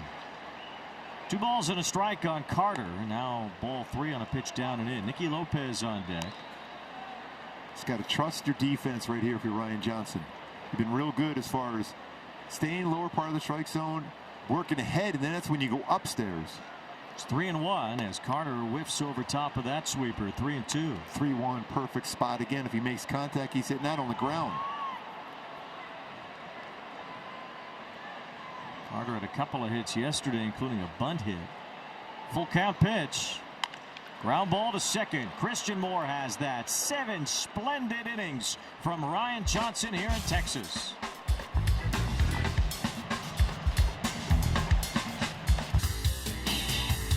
Angels' upcoming schedule carrying us into September on ABTV, presented by Pechanga Resort Casino. One more on this road trip, then 9 at home with the Guardians, Phillies, and Yankees. And a long road trip, the longest road trip of the season, in fact, will start in Pittsburgh on Labor Day weekend. Robbie Ahlstrom is in the game now for Texas. So we get into the 8th inning with the Angels looking to extend their 2-0 lead. Neto trying to take a big hack there, and it's 0-1. He's already had a nice game here today with a couple doubles, scored a run, stole a base. What a performance by Ryan Johnson so far. Best game he's had as a major league pitcher without question. Angels bullpen looks like it's starting to move around, so it might be the end of it for Johnson after 7. It's Michael Fulmer throwing. Still pretty efficient pitch count though for Ryan Johnson. I wouldn't mind seeing him go back out and see how far he can go here. 88 pitches in 7 innings. Neto slaps one down the right field line. That's a base hit. Zach Neto with his 3rd extra base hit of the game. He's had 2 doubles, and now he's trying for 3. Legging out a triple. Neto is safe. What a game for Magneto. He's got around in that corner and kept motoring. 4th triple.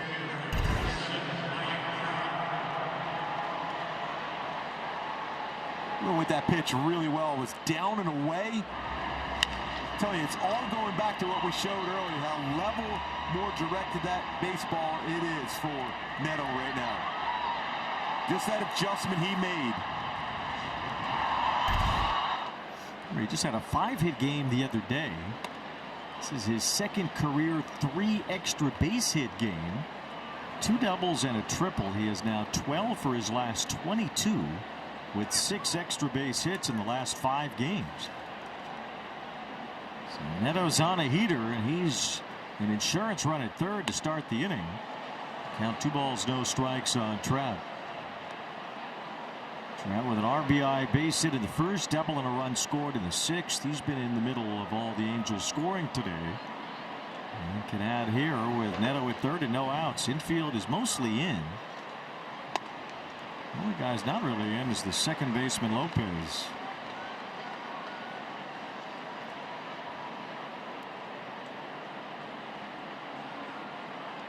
I mean, you look at that dirt in the infield here.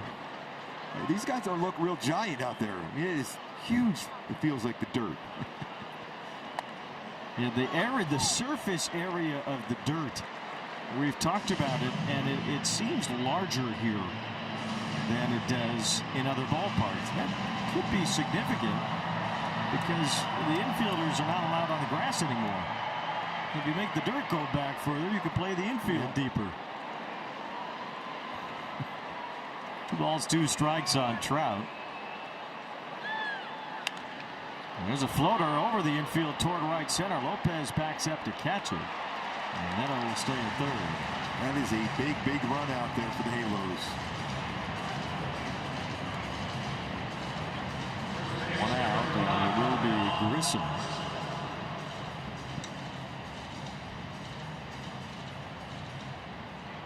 The Angels starting pitching ERA now in the month of August down to 2.21 with the 7 scoreless from Johnson today. Certainly hasn't been the dog days of August for them on the mound. They've been big dogs out there on the mound.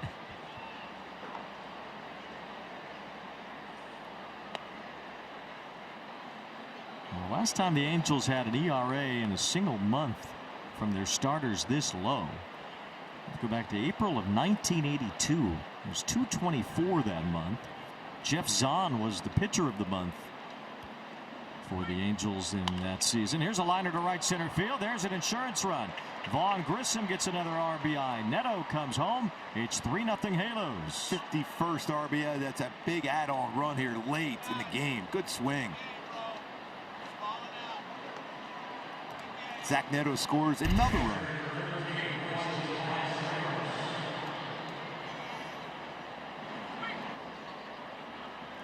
Gives Neto 80 runs scored now on the year.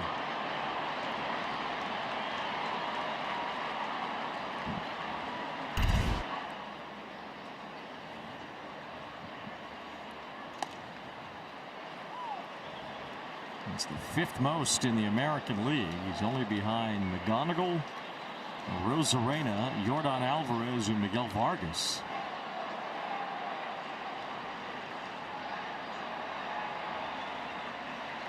There's Ballesteros, who just missed a home run earlier.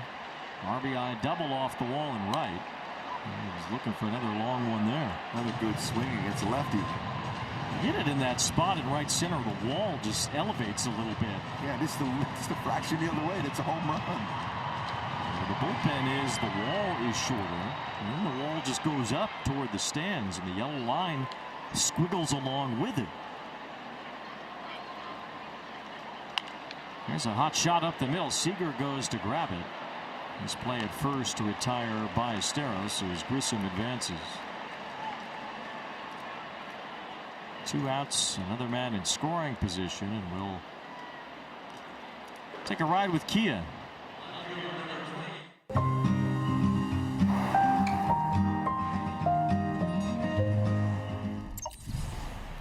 As a series stands in here.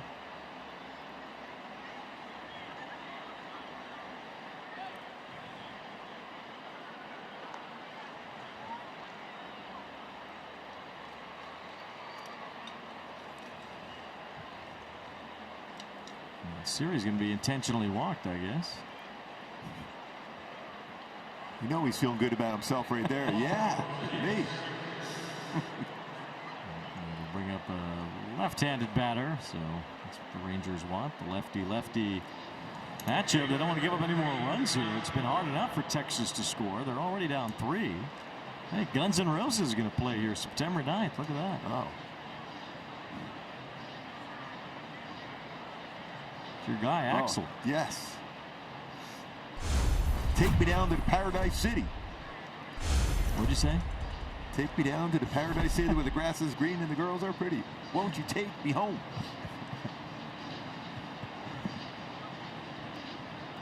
You got a William Shatner that, or you'll be getting a phone call. Just read it. First and second with 2 outs. Zach Bryan is at the, is that right? Zach Bryan? Yes. Or Zach Brown? Both. Zach Brown. Who's Zach Bryan? No, Zach Bryan. Yes. I was right the first time. He's at the Cowboys Stadium. If you want to go truck over there after. See Zach. Which one? Bryan. Yes.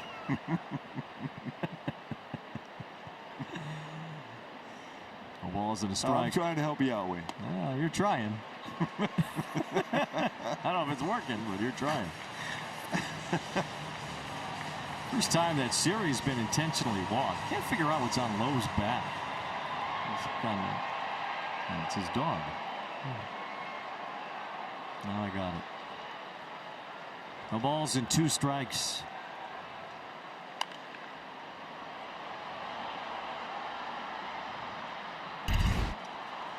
Erica, help us out here. Yeah, Wayne, that's his dog, Rue, as he's showing us the side-by-side. Clearly, you see the resemblance there. He said he had Rue on the bat last year, too, for Players Weekend, but he broke it in his first AB. So he brought it back this year, got 2 of them.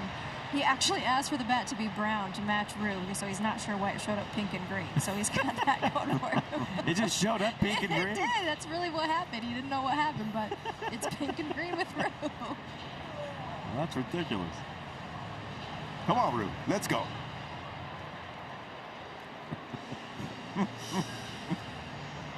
There's Rue on the bat of Lowe in pink and green.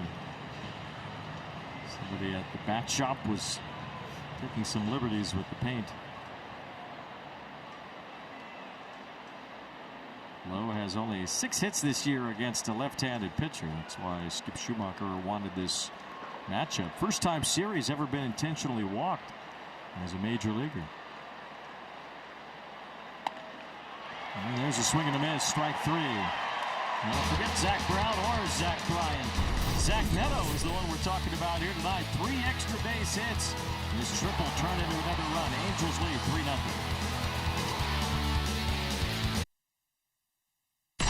Total brilliance from Ryan Johnson here in Texas.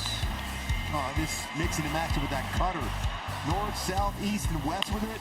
Sweeper was really good. He's mixed in some good splitters. Occasional fastball was his best sinker so far this year, but that sweeper cutter combo, nasty. 7 shutout, just 1 hit allowed. 1 hit.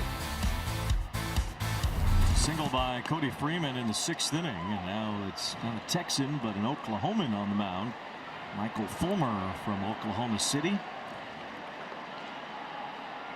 His 3rd appearance as an Angel.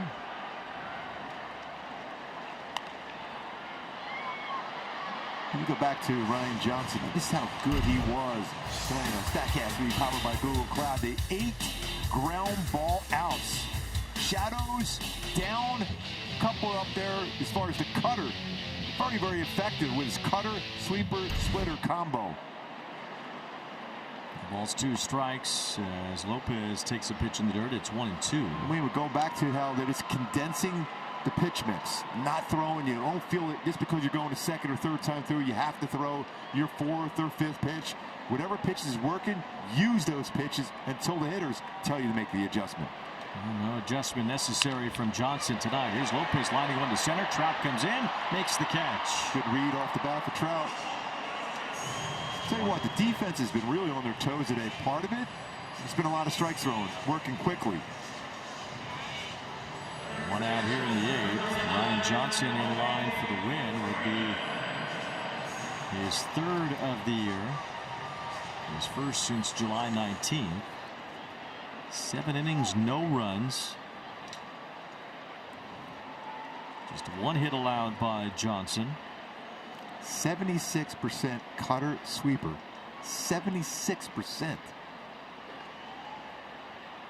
There's Cody Freeman, who has the only hit. It's a bouncer here to short. Zach Neto takes care of that. 2 quick outs. Another great defensive play under control. Quick out. 70% strikes, too, on those 2 pitches. The other day, Grayson Rodriguez went 7 innings, allowed 2 unearned runs, so no earned runs. Detmer's 6 scoreless yesterday. Johnson's 7 shutout innings today. His 3rd straight game in which an Angels starter has gone at least 6 innings without giving up an earned run. First time that's happened since June of 2018, 8 years ago. Jaime Barria, Garrett Richards, and Tyler Skaggs doing that. 2 outs. Jared Kelnick comes off the bench to bat for Jansen. As the Rangers look to infuse some offense here. They've only had 1 hit tonight. They did not score in regulation yesterday.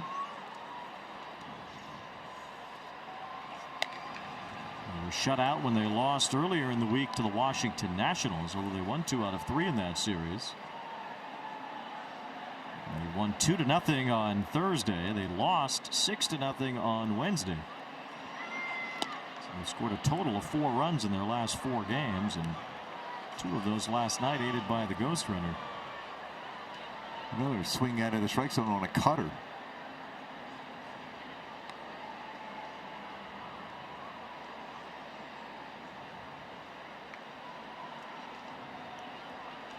One ball, one strike on Kelenic, who has popped up with yet another team in the first-round pick. He's bounced around a lot.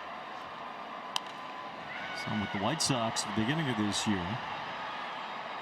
They're trailing the Mets tonight 7-4. Still a long way to go in that game in the bottom of the 5th. Where they came back yesterday. Jake Rogers at a walk-off homer. 2 outs in the bottom of the 9th. White Sox above 500, and that's good enough. Kelenic almost got hit there. Houston leads the AL West by 1 game over the Rangers, playing the A's again tonight. They lead 2-1. That game's in the bottom of the 7th. Yeah, it was 1-1. They just scored there in the 7th. There's Dalton Varsho homering to take the lead. Cubs lead Seattle 4-2 in the 7th, spoiling the major league debut of last year's first-round pick for the Mariners, Cade Anderson. His first 5 innings were really good. That 6th inning, not so good.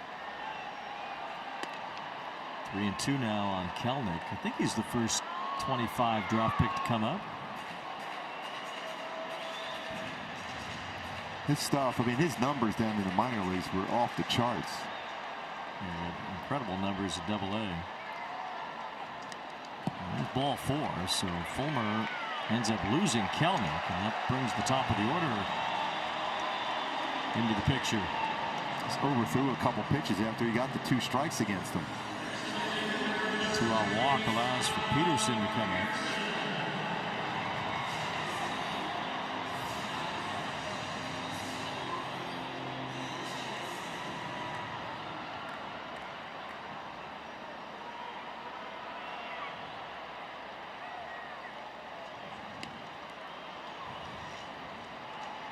.95-mile-an-hour 4-seamer. That's committing the swing at the first pitch. Thought he would get a pitch in the zone. Chased it. Peterson's flied out a couple of times today. He's also drawn a walk.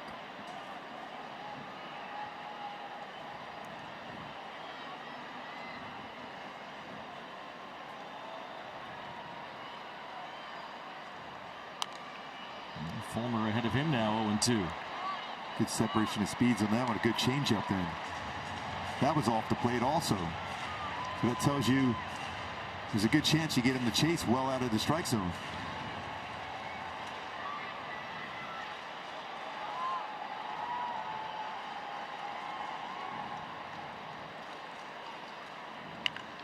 He reached out. He bounced it to the right side. Somehow it didn't hit the runner, but Christian Moore soaks it up, and that ends the inning. It's still 3-0 Angels after 8.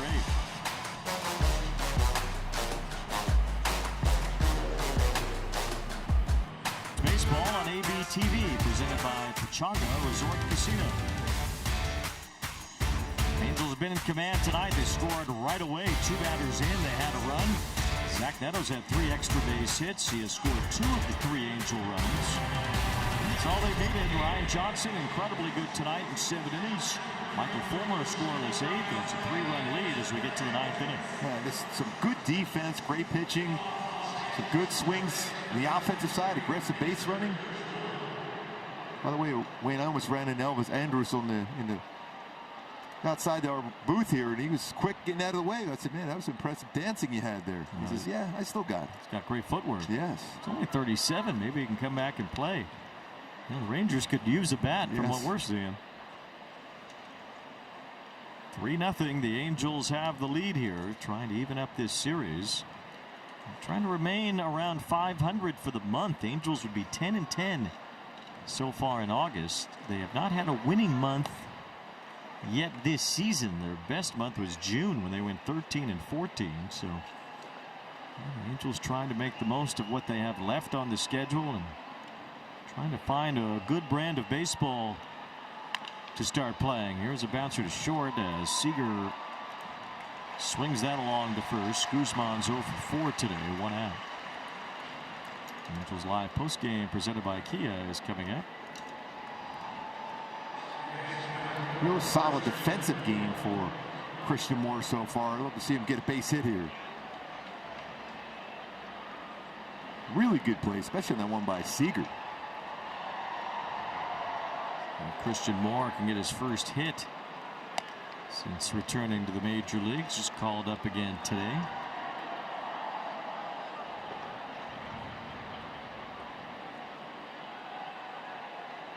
Should be an opportunity here for Moore to show what he can do at this level. 1 ball, 1 strike at over 300 at AAA. Was swinging the bat nicely over the last couple of weeks. So opportunity has opened up with Nolan Shonowell on the IL. Oswald Peraza has not hit much over the last few months. So the door's open for Christian Moore, former first-round pick. It's there. And you're seeing some solid defense that allow him to relax at the batter's box. Touching that outside corner again. Peyton Gray gets into an even count. 2 balls, 2 strikes. Finale of this series tomorrow afternoon. It'll be an 11:30 a.m. Pacific time start. As Moore chases for strike 3 and 0 for 4 today. That's his second strikeout. Sounds like we'll see Kikuchi tomorrow. Angels have not named a starter just yet, but whoever it is will face Cal Quantrill. There's Adam Frazier batting in place of d'Arnaud.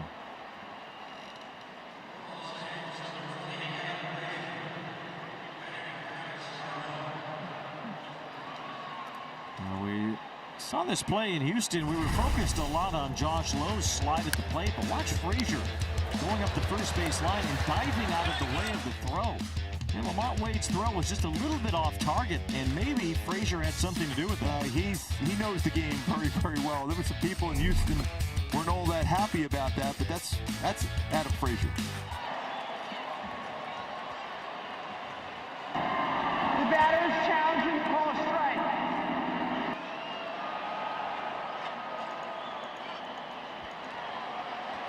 The pitch is a ball. Los Angeles has 2 challenges remaining.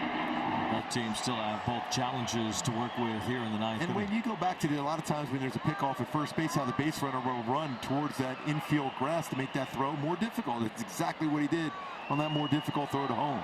He just kind of put himself on the grass there between first and home, and then dive bombed out of the way. As Lamont Wade's throw home. Hit a little matrix get out of that one.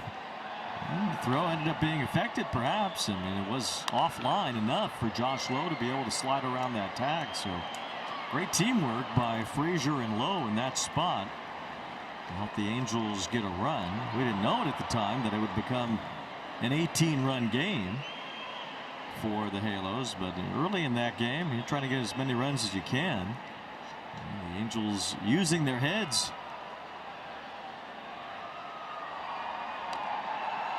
2 balls, 2 strikes here on Adam Frazier.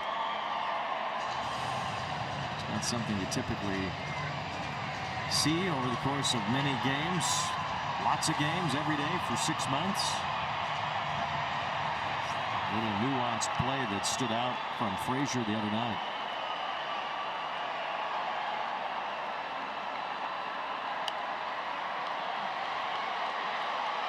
Still 2-2.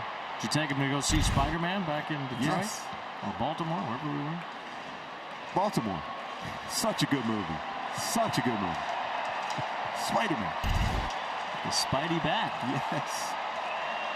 See if we can shoot a web around this baseball from Peyton Gray. And he did. He lined it to right center for a base hit. Spider-Man. Frazier with his Spidey spins. Spidey sense. He does whatever a spider can.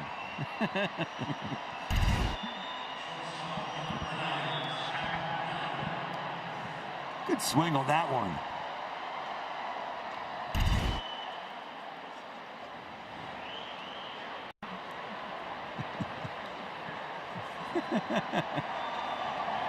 Frazier with a 2-out hit using his Spider-Man bat. Now Zach Neto has had 3 extra base hits today.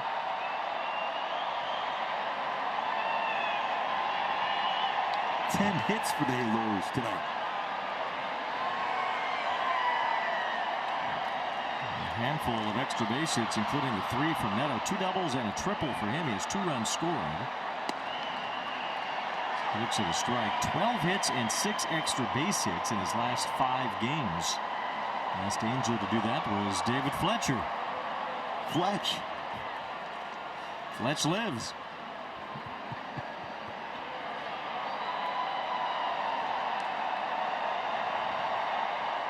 Fletch was in that Savannah Banana game today. He was? Yes. Where was that? St. Louis. In St. Louis? Yeah. David Fletcher was in? Oh, Eckstein was in. Eckstein. I thought it was Fletcher that was in. I was saying, why was Fletcher in that one? St. Louis. Oh, he's Fletch.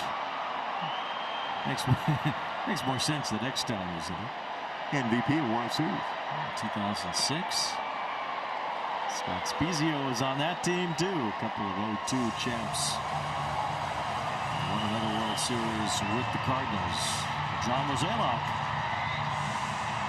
And the Cardinals in 2006.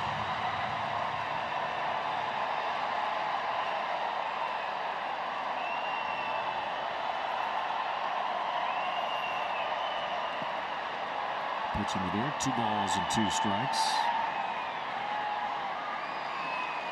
Look at those numbers when you think about extra base hits for Neto. 21 home runs, 27 doubles, 4 triples, 18 stolen bases. Love what he's doing right now with that bat. 2 balls, 2 strikes. Neto with 2 outs. He lines this one toward third and reaching for it. Freeman makes the catch. It could have been the 4th hit of the game away from Neto. We go to the bottom of the 9th. Halos up 3-0 here. Bottom of the 9th inning here in Texas. Let's go back to Hyundai Key for the game today. Choosing Texas. We know Zach Neto loves hitting in Texas. He's choosing to do some damage with 2 doubles and a triple tonight for the Halos.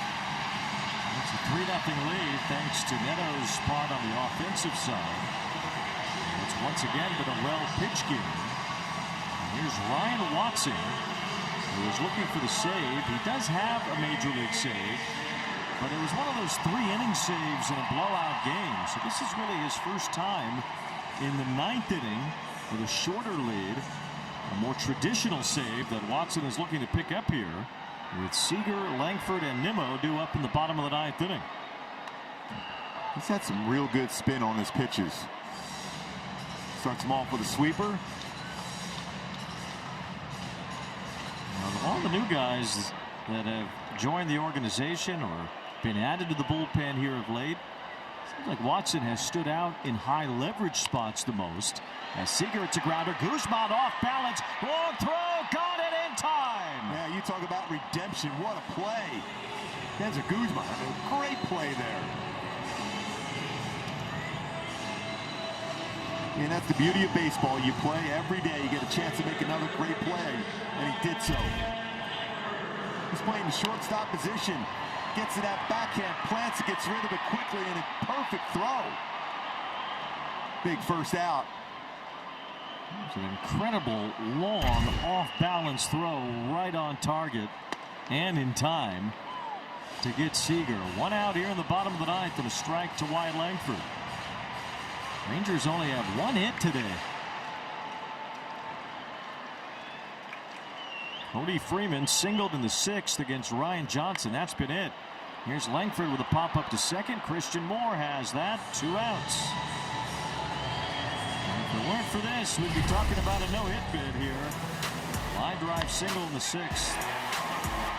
Yeah, that wasn't a bad pitch either. He's put down and got it. Was out of the strike zone. He got the chase he wanted to. Great performance by Ryan Johnson at home. In front of his family and friend here in Dallas. He went 7 innings with just that 1 hit allowed. Watson pumps in a strike to Nimmo. 5th Angels rookie pitcher to go 7 shutout innings with 1 or fewer hit allowed on the road. joining Dean Chance, Jared Weaver, who did it in Texas 20 years ago, Matt Schumacher, The shoe Cuckoo, and George Clausen, who did it just this week. This is Watson challenging this, by the way. It's elementary. My dear Watson, it's strike. Pitch to strike. Los Angeles has 2 challenges remaining. And Watson got the inside corner. There's both pitcher and catcher challenging this. We'll give the pitcher the credit. Yes. No balls, 2 strikes on Nimmo. Swing and a miss, strike 3. Saying goodnight to the Rangers. The Angels pitch a whale of a game. A combined 1-hitter from Ryan Johnson in his home area, Michael Fulmer, and Ryan Watson to finish it. Watson collects his 2nd Major League save. Oh, what a job all the way around. It's a great defense by Christian Moore. Same thing with Zach Neto, what he did with the bat, too. Ballesteros, he gets a lot of credit for what he did behind the plate today. Also, Guzman with a great play to start the inning. Christian with that big RBI, that add-on, but Watson's going to keep that baseball. As well he should. Great job out there. Efficient finishing that off so quickly. 7 pitches. 7th heaven. Yeah, the Angels pitching has been incredibly good all month. And this seemed like the coup de grace from this group. Ryan Johnson took a no-hitter into the 6th inning. Well, the 3 pitchers combined in a 1-hit shutout. And Johnson with the best game he's thrown as a major leaguer. Just mixing and matching, using his dominant pitches. Love the fact that you're talking over 76% between that cutter, sweeper, and then he's mixing the splitter. Outstanding. 3-0 the final here as Zach Neto did the offense's part with 3 extra base hits. He scored 2 of the runs. Oh, just some great swings. Talk about that level, quick to that baseball he has been. Just that not a waste of movement, not trying to hit that ball necessarily in the air on the pop-up side. That swing, much better, more direct. Even got a pretty good pitch there and drives it down in the corner there, showing that speed, getting on a double, then eventually here we're going to see get that triple down the right field line. And Professor Chaos himself is standing by with Erica Weston. A lot of chaos on the base pass tonight. 3 extra base hits. So how gratifying is it seeing these small tweaks with your swing, with the bat, start to pay off a little bit? Yeah, it's always good, just having the confidence in the box, that everything's going to work. And, even when the result's not my way, just keep believing that it still works. And, it showed out today. You're getting closer to 20 stolen bases on the season. You guys are being more aggressive on the base pass. How much do you enjoy adding that wrinkle to your game? Yeah, that's just who we are. We're trying to find our identity, and that's just who we are as a team. We're aggressive. We're trying to move guys over. We talk about situational hitting all the time, and we're just trying to get guys in the right position so the hitter has a better chance to bring those guys in, and that's what we did today to get the win. Now, RJ had his best start as a big leaguer tonight here in his hometown. Lots of family in the seats. Your defense helped play a part in his 1-hitter tonight. How much did you enjoy watching him out there on the mound tonight? Yeah, he's been throwing the ball really good. It's like we tell him all the time. It takes less pressure off him, knowing that he has defense behind him to make plays for him, and that's our job. We got to make the pitcher's job easier and just throw strikes, and we'll take care of the rest. Thanks, Professor Chaos. Go get him tomorrow. That's right. Thank you. All right, guys. That's right. Angels win 3-0. Just 1 hit for the Texas Rangers in this one. Angels can win back-to-back series here on the road in Texas tomorrow. We'll wrap it up in a moment.